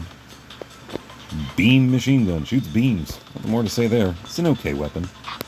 Purgatory machine gun. So this along with the Murasami Doomblade was one of the first S ranks I ever got in this game. And because of its rate of fire, and maybe not necessarily its damage output, but definitely the rate of fire, this is like one of the guns that I was ride or die with for the longest time. Scarlet Tyrant, it's a machine gun. Savage Tusk of Thunder. It's got some good rate of fire. It's fun to use. And, can do some status effects here. Increase damage. Some of the alternate things here where it can give you stun resistance, extra damage against players. But it was never good enough for me to warrant actually maxing it out. Heart of Gold. As you'll see right here, it's no skill resistance, get a preventative shield preventing you from taking debuffs and status effects. Like, it's not a bad machine gun. Just came out too late. Atomic Disintegrator, not a fan. It's a little too close range and less damage for my liking. Same thing with the Falcon Ballista. Assault Rifle, it is what it is. It's a machine gun. Here's another weapon based on the setups from the Monster Hunter Rise. A gun. What's more to say there? So, it's a machine gun, but it fires like a launcher weapon, and it does damage similar to a buster weapon, so it doesn't even know what the hell it wants to be. Neon Laser. This is definitely one of the best machine guns in the game. Hands down, the rate of fire, the ammo, the damage, all of it is just through the damn roof. Super Mag gun. It exists. Not much to say here, never really rolled with it. Lover's Gaze. So, in addition to the love theme, which is kind of amusing, it also has stuff where when it runs out of ammo, you get some damage. You get an iframe. You get a shield for a little bit. Weakens enemies' ability to do damage to you. Freaking faster firing rate. I think there was another ability that kind of came built in here. Let's see here. Nope, that was it. Faster firing rate, and when it runs out of weapon energy, you get a shield, which is kind of nice. Toxic Seahorse's freaking acidic potential dialed into a weapon. It's not bad, but I prefer this one a little bit more. Evil Eye, which I theorize is based on the Shadow Devil, hence the name and the fact that when you fire off the shots, they look like eyeballs. The rate of fire is insane. The reload's pretty fucking quick. It can blind enemies. Makes sense. It references the eyes. Passes through barriers and, terrain. Just really great weapon. The final machine gun ever released, and easily one of my favorite ones. Looks a lot like the Purgatory machine gun, but just better. It has spread shot capabilities. It can get power-ups. It can go through terrain. It's just everything a machine gun should be. Except for maybe the fact that this one can blind enemies. But still. And this one I think does more damage, but still. I'm not going to take anything away from this. Poison Cloud Spray Gun. It does poisoning. Next. So, this guy I think could do chain lightning and stun enemies in place and shit like that and paralyze you, but I got it way too late in my playtime to where I really couldn't just... This was never a gun that I really specialized in. Essence of the Abyss. I did try this one out, and its category... So, one thing I kind of want to point out about this weapon is, toxic radiation, distorted shot, scatter shot, beam chain, beam shot. Like, you can see, like, in the upper... You can see, like, kind of like in the upper area up here, if you can see me cycling around that little menu thingy. Slash in the upper right corner. You can see, like, what category of weapon it is. Essence of the Abyss was the only weapon where its name was the category of weapon that it is, which implied that maybe it's something special and something deadly. But I tried it for a while, it just wasn't a good fit.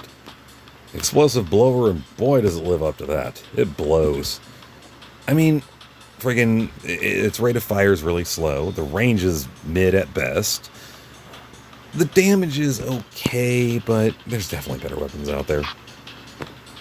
A fire weapon based on, I want to say... Oh, I can't remember which weapon you're based on. I want to say maybe freaking... God, what the hell is his name from X2? The fire boss from X2. The Flame Stack. Could be based on him, but I think it's based on a different fire boss. Glittering Spark. I think this might have actually been a weapon from Mega Man Legends, as you'll see later when I go through the characters. Heart Spray. It heals you. This thing can shoot out arrows that heal you. The damage is actually pretty decent. Not too bad on the reload time. Yeah, that's one of my go-to sprayers. This was the whale, Duff McWhalen, Tidal Whale. This fucker was my go-to sprayer for the longest time. When it ran out of ammo back in the day, it would create a shield around you that would absorb quite a bit of damage. Also, one of the skills that it still has is if it hits an enemy who themselves is shield, it'll fully heal you. And it'll keep doing that, preventing you from fucking dying. So it's just stupid busted. The one thing that I wasn't too fond of when they did like a remod of the weapon, they replaced the shielding with 1 second of true invincibility, so it's kind of a downgrade, so that kind of was a turn-off for that weapon after a while. So there's a giant alligator enemy, I can't remember the freaking name of it in Mega Man ZX Advent, but a huge ice-based alligator, and that's what this thing's based on. Explosive flamethrower, I want to say the name of the boss is Flaming Flizzard or something like that from Mega Man 03. No! 02, actually. Yeah, Mega Man 02. Huh. God, there were a lot of fire bosses, weren't there? How about that shit? No! I'm wrong again, go figures. It was 03. Oh, yep, 03, because I remember was trying to hunt down the launch of the shuttle the missile that was going to crash into one of the areas of Neo Arcadia, killing a bunch of people. In theory. Guided laser, it's not bad. I think it's meant to be based on like the little cylinder things on Doppler's shoulders. Of course, I could be wrong on that. Storm Tornado, straight up named after one of the best attacks in X1. Not so much the best weapon here, but it's not terrible either. This, however, is the best sprayer, period. A fucking chainsaw. And being a cutting weapon, it can cut through certain little blue and yellow balls that get in your way that can paralyze you if you touch them. This can go right through them, and it fires out saw blades, making it possibly one of the few weapons that references a Game Boy Mega Man boss, Punk, is what I can theorize that those saw blades are referencing. Or, just a straight-up, full-blown weapon reference to Metal Man. Take your pick. Extraordinary Mortar, the first of the launcher weapons. Pretty good. One of its forms can create a shield when you're hit. One of its abilities allows you to get a protective shield when you're hit. Get defense boost. Or, faster reload time or better tracking effects, It's good for what they had back then. Napalm, a weapon straight up based on Napalm Man. The ultimate war criminal when it comes to Mega Man bosses. Destroyer. I don't know what this weapon's based on. It could be based on the weapon that Sigma uses in the first boss fight of Mega Man X7, but don't quote me on that one. Assault equipment. A lot of people use this back in the day. I personally didn't, but I do like the design. Cannon God. Now, this thing ran rampant throughout PvP for a while because of its ability to just constantly stun people over and over again. And then when it got the ability to pass through walls and objects, yeah, that kind of cemented this thing as literally what the name suggests. Although, a lot of people typically don't roll with this now. Usually other stuff. Turbo Cannon.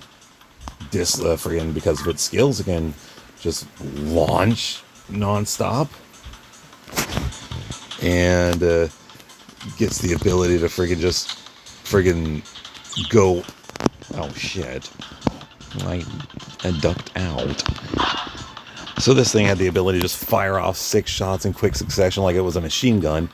And then it would have a quick reload, and then after about a few seconds you could do it again. Nothing really special beyond that. So, right up there with the Air Buster, this was one of those weapons that allowed you to move faster, which really helps with race times. Not, I tried it out a couple times, and it does do the trick when combined with the Air Buster, which I may have skipped. No, I think did I skip the Air Buster? Did you guys get a chance to see these guns? The Air Buster, based on Airman. I may have just kind of, skimmed over this one. Straight up his face. Yeah, just firing that one makes you move faster, so kind of pivotal for the race levels. Back to launchers. But yeah, when combined with that, you could get some pretty good times on the race levels. Absolute freeze. Designed to slow enemies down, and courtesy of this skill, designed to take advantage of that slow status that enemies have by dealing a shit ton of extra damage. Really good when comboed with other launchers. Bubble Bomber is easily one of my favorite launchers, hands down, because as it runs out of ammo, it heals you. You can fire out multiple other bubbles. Yeah, he's based off of freaking Bubble Man. Or actually based more off of Burst Man. Kind of a combination of Bubble Man and Burst Man. Don't listen to me. What do I know? But yeah, the Bubble Bomb, it'll fire off 5 bubbles. If you want to slow your rate of fire, you can just constantly fire off multiple bubbles at once. But I just like firing the thing like crazy. Halloween Launcher. Yep. This weapon was released during the Halloween season at one point, and just, a weapon to have a seasonal theme. I don't really think this has too much that, outside of a burning status effect and confusion status effect. Oh, I get it again. Outside of the Halloween theme and the burning and confusion status effects, I don't think this really does too much more than that. Decides Will. This is the weapon used by Commander Kraft in Mega Man 04, and sadly the only reference to that character we get in this game. Fires off the laser, fires off missiles. The laser does take a while to recharge, so, but that is the key feature to this weapon, so, might want to freaking just kind of hold off on firing that thing until your target's in range. Starbreaker. It's like it fires off mini kind of stars, and courtesy of one of the abilities, it can fire off even more. It can fire off like mini stars when the star hits, and those stars can fire off even more stars. So just make them see stars. Fill the night sky with glittering sparkles that explode. It's actually kind of a fun weapon. I kind of wish I screwed with it more. Oh well. And then, of course, the ultimate of launchers, the Fantasia Comets. Highest damage output. Looks like it's definitely based off the Battle Network series by the logo on the side. Passes through objects, does a lot of damage.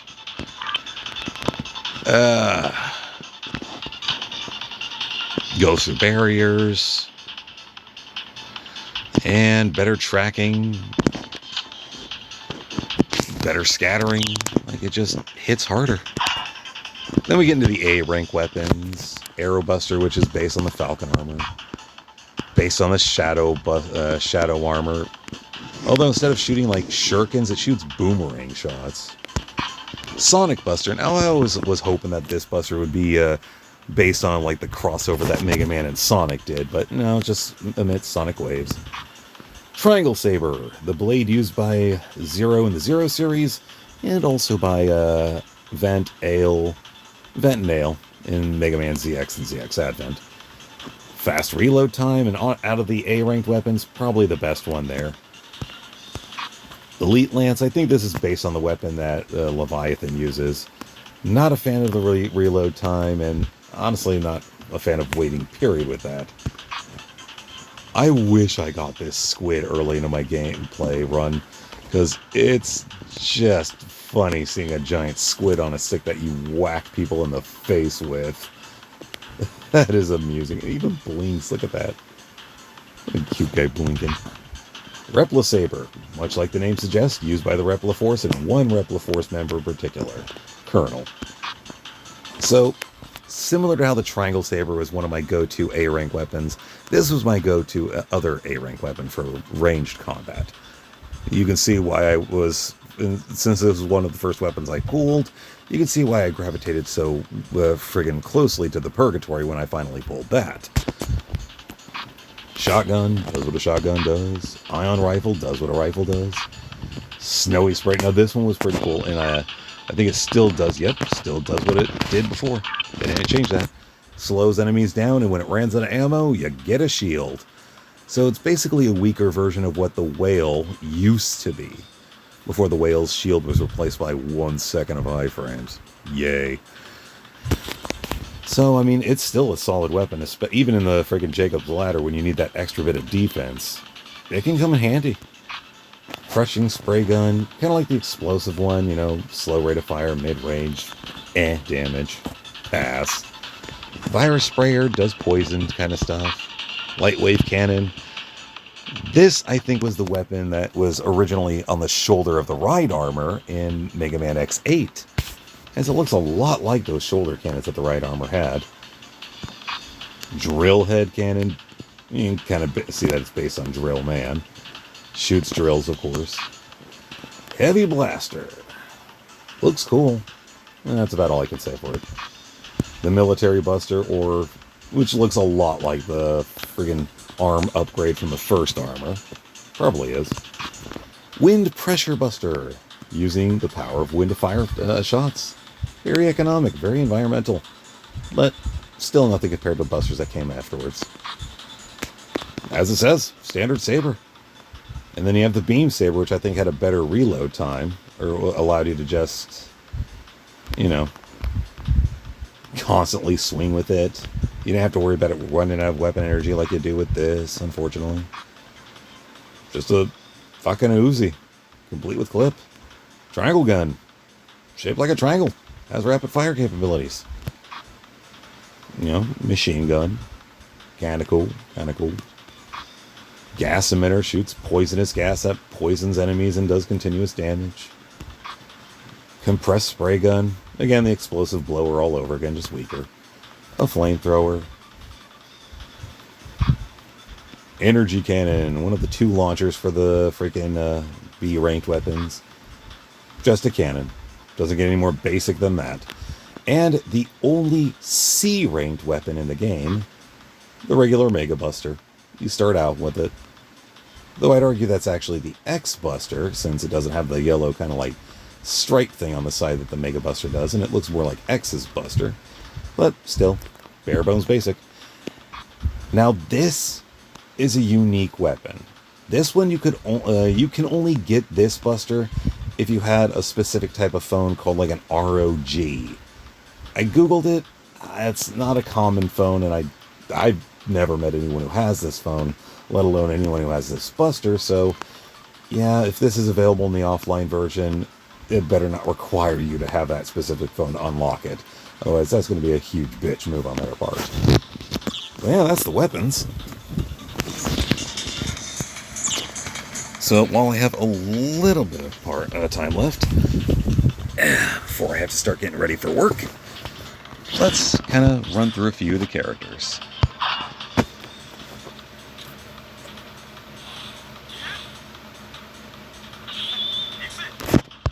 A lot of the earlier characters.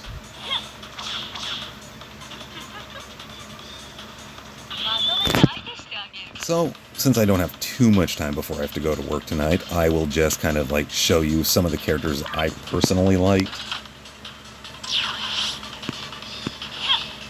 along with some of their outfits, and what those characters look like in the background. Yeah, when I first saw Ferrum in the PvP rounds, God, the jiggle physics alone were enough to make me fall in love. Yeah, she was one of the few female bosses that appeared in the X franchise, coming right out of Command Mission. And I'm glad that she was one of the first characters that I got here. Because, oh boy. Great for close range combat. Now her long range game is kind of shite. Takes damage very, very easily from long range attacks. And her healing, not as great as you'd want it to be, unfortunately. Christmas time is here. Although the hat looks more like it's something out of the USSR. Cinny Minnie. In her classic attire. So cute.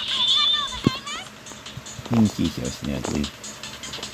Although, unlike the original Command Mission version of Cinnamon, they gave this one some curves to her, which I find it an interesting choice. Aw, her hair which doubles as angel wings. She's just so cute. She just wants a big ol' hug. And then her Iron Maiden look, which is like her ultimate form in Command Mission. And comes with its own pose here, where you can see, yeah, Capcom definitely added some serious curves to this otherwise snugly and innocently made character. But I'm not going to complain. I mean, healing, gentle, cute, snuggly, hell of a shape to her. I'm not going to argue. Also, bit of a panty shot if you look carefully. Ah, Japan. I hope you never change.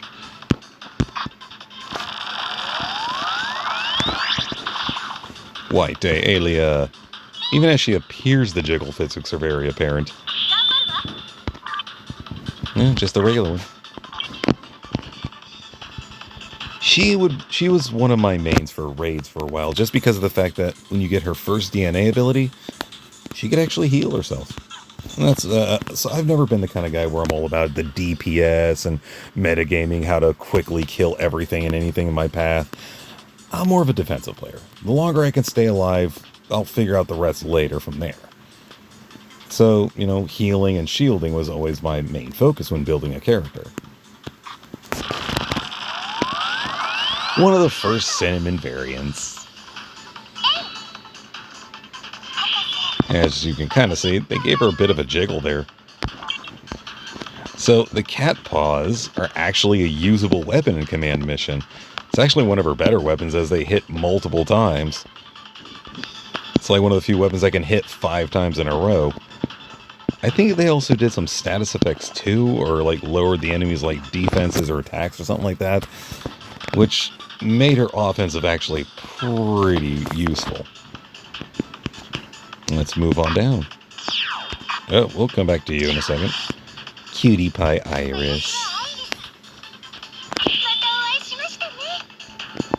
The classic Snuggles. With your young, long, big poofy hair and a cute face. An innocent smile. Those inviting eyes. And subtly a hell of a body to her. Oh, and of course that big poofy hair. I don't know why. I always liked the big clompy feet that they gave her. You know, that classic traditional Mega Man foot aesthetic.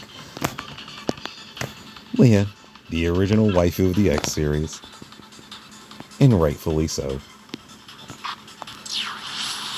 One of many waifus to come out of Mega Man Zero, and one of the 4 Guardians.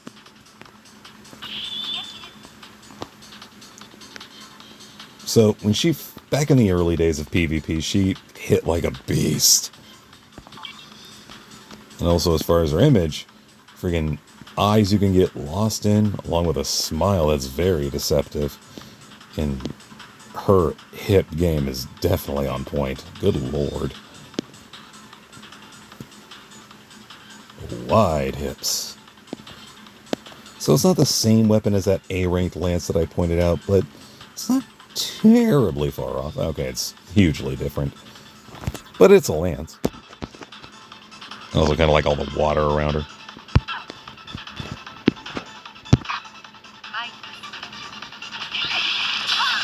A variant on the purple cutie that is Lair. One of easily the bustiest characters in freaking Capcom history. And, not much more to say there. Just gonna go ahead and take this image in for a little bit and show you the different other colors that you can go. So, here's classic Lair. Super body tan and all. And don't get a picture of my bad side. There's no such thing as a bad side with you, Lair. There never was, there never will be. I think this is the one where it looks like it's based on Lum. From the Lum is from the, what's the series called? Aretsumi Tetsurai or something like that. It's one of Rumiko Takahashi's original shows, the creator of Ranma 1/2. And Inuyasha. There was a show that she had with a green-haired demon girl that was always kind of wearing a bikini in a similar style as that. So that, I think, is what that's a nod to. Full-blown chocolate with storm-colored hair. Take your pick. There's several swimsuit flavors to be had here. I don't know if all of them are going to be available offline, but hey, here's hoping.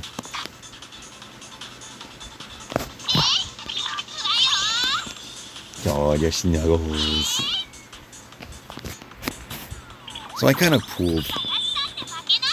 She's so snuggy and cute. With the rainbow in the pool water. She's a big bright smile. Like one of her skills, her passive skills over here. Old school charm. Time for water. Oh yeah, I never did, so let me go back to Layer a little bit. I just want to show off one of her skills. Sexy bathing suit. See? Capcom's not hiding anything. They know. But back to the little snuggly roll. You could either put her in a blonde look, in a pink and blue bathing suit, or you can give her brown hair and a green and pink bathing suit, which actually kind of matches Quake Woman's attire. So maybe that's that's a slight nod to the, Archie Comics only character. Well, that's kind of reaching far there, though. Swimsuit Iris. Beautiful hat on her head. Beautiful blue swimsuit. She checks herself out. She likes what she sees, and so do we. And she's down to play. Like, she doesn't need to expound on how sexy she is. She's gonna roll with it. And also, I love the big hair. Cute bathing suit. Harden. Bouncy balls. That. And if you were curious as far as like how she looks in her regular swimsuit.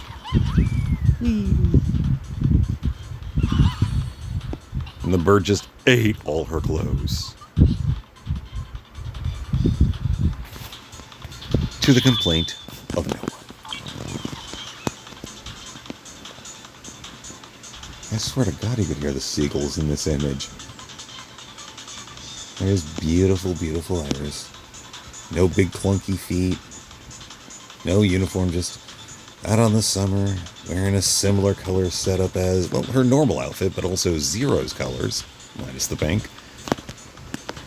Definitely intentional. No one's going to argue that.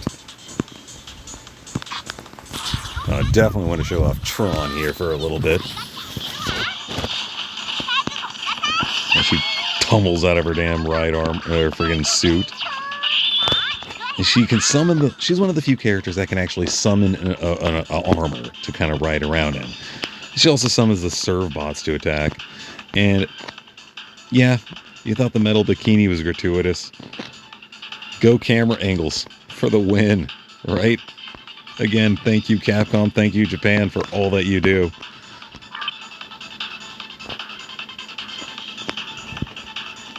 And does she have any extra skins? Nope, just the one.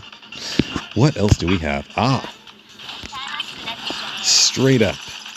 So Mario knows from Mega Man X Command Mission. I'm just going to go ahead and let the jiggle physics work their magic there. But yeah, she's from Mega Man X Command Mission originally. And I'll kind of go over some of the characters over there. But this is a Halloween variant. Getting close to time, so I might only go over a few more characters before I call this a session. But it seems pretty clear that with the, succubus wings coming out of her back / ass, the busty, the scantily clad outfit, and the green hair, it definitely feels like they were going for more of a Darkstalkers Morrigan insert here. Which I am not going to complain about. Just good stuff overall. Few more characters I kind of want to show off before I close this out. So here's I guess I'll close it up by showing off the OG character, the characters made specifically for this game.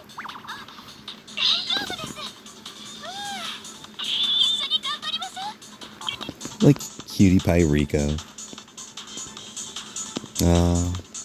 Gonna miss her. And yeah, she does have a skin loadout. Full-blown pink.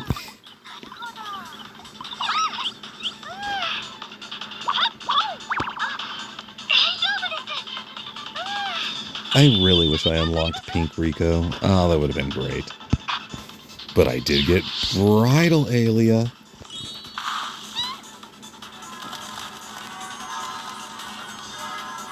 During her wedding day with X, or so the fanfics say.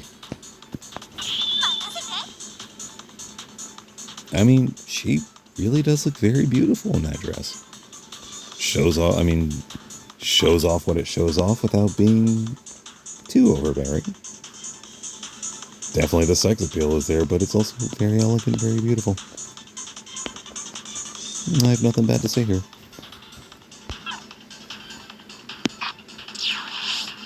And Lair, going for maximum sex appeal, whether intentionally or unintentionally.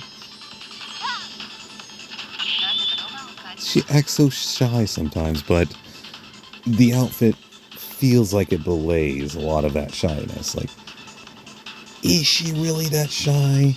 Does she think the outfit is cute, or does she know what she's doing? Who could say? But that's a wedding dress. That's a lot of purple. That's a lot of window. That's a lot of view. That's a lot of something. It's a lot of great. One more swimsuit for the road. Tron and her damn surf bots. And look at the chair. That spiky backside. She may not be as busty as some of the other characters, but one cannot deny the beauty that she has. And that sass and that sexy wink. Oh, man. I dare you to not fall in love. I dare you. More jiggles. More whips. I think she had a couple skills in here. Quality of queen. Passionate bathing suit. Here comes the queen. And as they say in the new age, yes, queen slay. And I would accept that final blow. Kind of wondering how she makes the wings work, but then again, they are Reploids, so probably programmed in. My lord. Any others I want to show off? So, one thing I do want to show off. Notice the weapon that Rogue is using here. The Nightmare Sword that I showcased earlier. So I just want to point that out. Here's one of the other original characters made for the game. Aiko.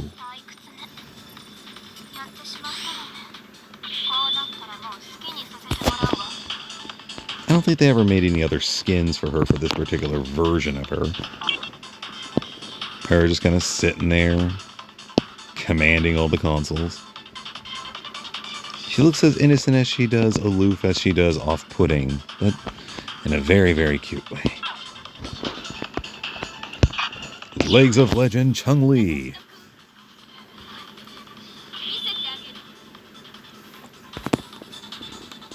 And Master of the Hadoken, the Hadontkin, the No-Can-Dukin.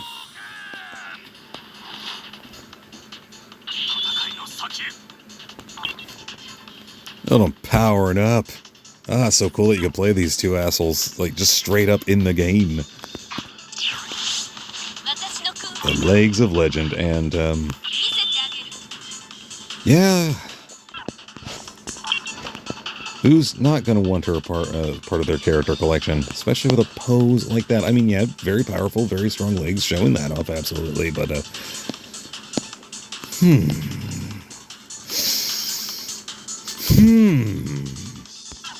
Again, I think they knew what they were doing. So, if the green-haired version of that one girl was, of Marino was a version of Morrigan, And this, I have to believe, is their take on Dimitri for the X game. Even has a lot of vampire-themed attacks, too. I didn't even notice the eyeballs on the shoes. That's just dope. Let's get a few more characters in here before it's getting close. So let's cover at least 4 more characters, and then we'll call it a day. So here's that goth girl. She carries around a spirit in her pocket.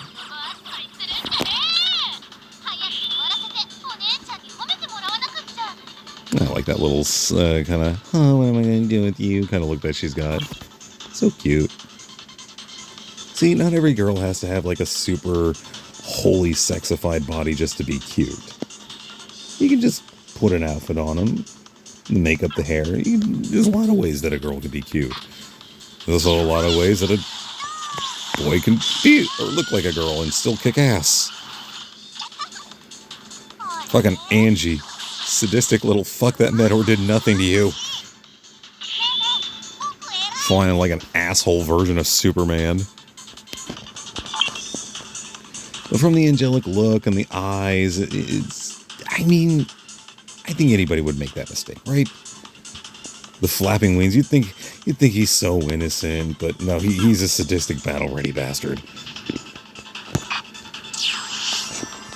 Erato, as I just call her for short. Basically a goddess, right down to the aura and even the abilities support this. A goddess in body, a goddess in power. As far as damage outputs when it comes to raids, she always had the highest output.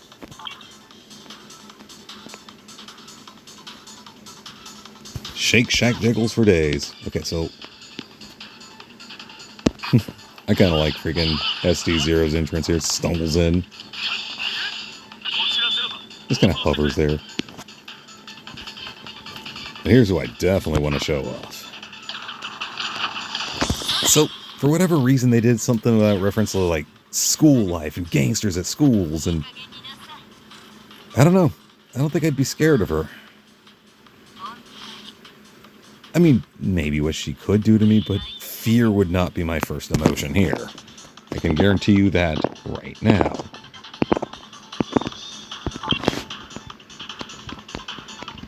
As she holds the ribbon that comprises the entirety of her top.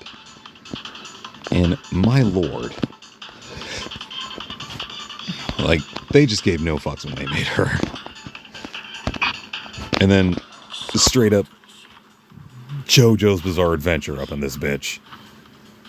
Taking care of 2 punks and rescuing the little Meteor. Right down to a JoJo pose. Although the bat is definitely not JoJo. Dive Academy. I mean, he's got abs for days, but it also looks like a chest piece for days. So, you know. I just noticed I'm standing on top of a pile of books that he's never going to read. Oh, and is that an F? I don't think I've ever freaking... Yeah, he got an F. Of course, he's never going to pass his classes. Why would he? He never cared. So, one character I do want to show off before I call it a day for now, and that is the freaking Devil May Cry crossover characters. There were 2 of these. I only ever got the 0 one. Look at that.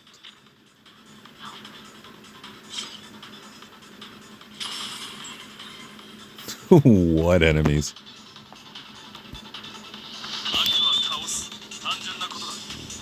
God, even the long hair and everything, just right, the details, right down to the details. Like, so badass. I love how it kind of like spiral layers with the outfit. That's always been pretty cool to me. So, I don't know if this is going to be my last stream, my last video in pertinence to the, to this game. Allegedly, this game ends tomorrow. But I don't know if that means tomorrow as in the end of this particular 24-hour cycle of dailies, meaning tomorrow at 1 a.m., or tomorrow at midnight, like friggin' 11:59 with 59 seconds, July 30th. If that's the last day. So, if there is another day to do a part 3 to this, then I will absolutely do that. Otherwise, this has been fun. Hopefully I'll make more videos for you guys from the comfort of my phone and my shitty microphone. But more or less, this is mainly for just to have a video record of some of the stuff that I was able to do during the game. All these 5-starred characters. Kind of take one last beat to show off the characters that I got, the characters that I didn't. There they are. But if I have more, if there is a tomorrow to do more stuff, then I will absolutely show that off. Yeah, that's kind of cool. The last of the raids that will ever be. And this was a month-long raid, and I actually skipped a couple days because of fatigue and work and time with the girlfriend and scheduling and stuff like that. And I stand at 0, or at rank 2 out of everybody in that. As far as the guild boss, rank 2. Granted, there were only ever 3 guilds that participated in this final guild raid, but yeah, what are you gonna do? Kind of show off where I stand in the rankings as of this video. My overall power, 14th out of everybody that's on the server. Level, I'm definitely down there, because max level, I think, is 250, and I only ever got to 219, but still, top 35 is not bad. My strongest weapon at peak capacity, 10th. I have the 10th strongest weapon on the server. Not terrible when you think about it. And as far as all the achievements completed, I stand in the top 10 as well. At number 8. Just barely beat my friend Basil in that one.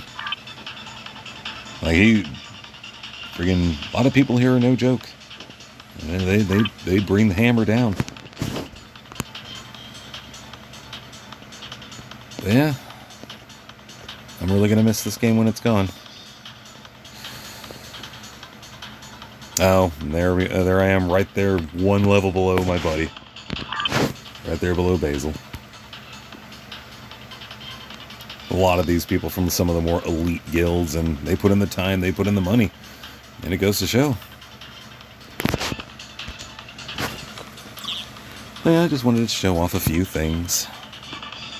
A few last-minute things before I call it a day.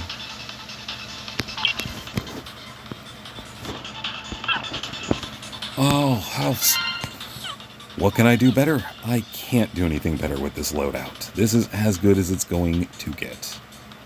I just kind of wanted to show off these numbers right quick. So yeah, I think that's going to do it for this particular video. If the game is still around for one last day tomorrow, I will cover the cards that I didn't cover, as well as the characters that I didn't cover, and we'll do one final round of dailies. And that'll do it. So, if I don't see you in another video, good morning, good afternoon, good evening, and good night. Bye-bye!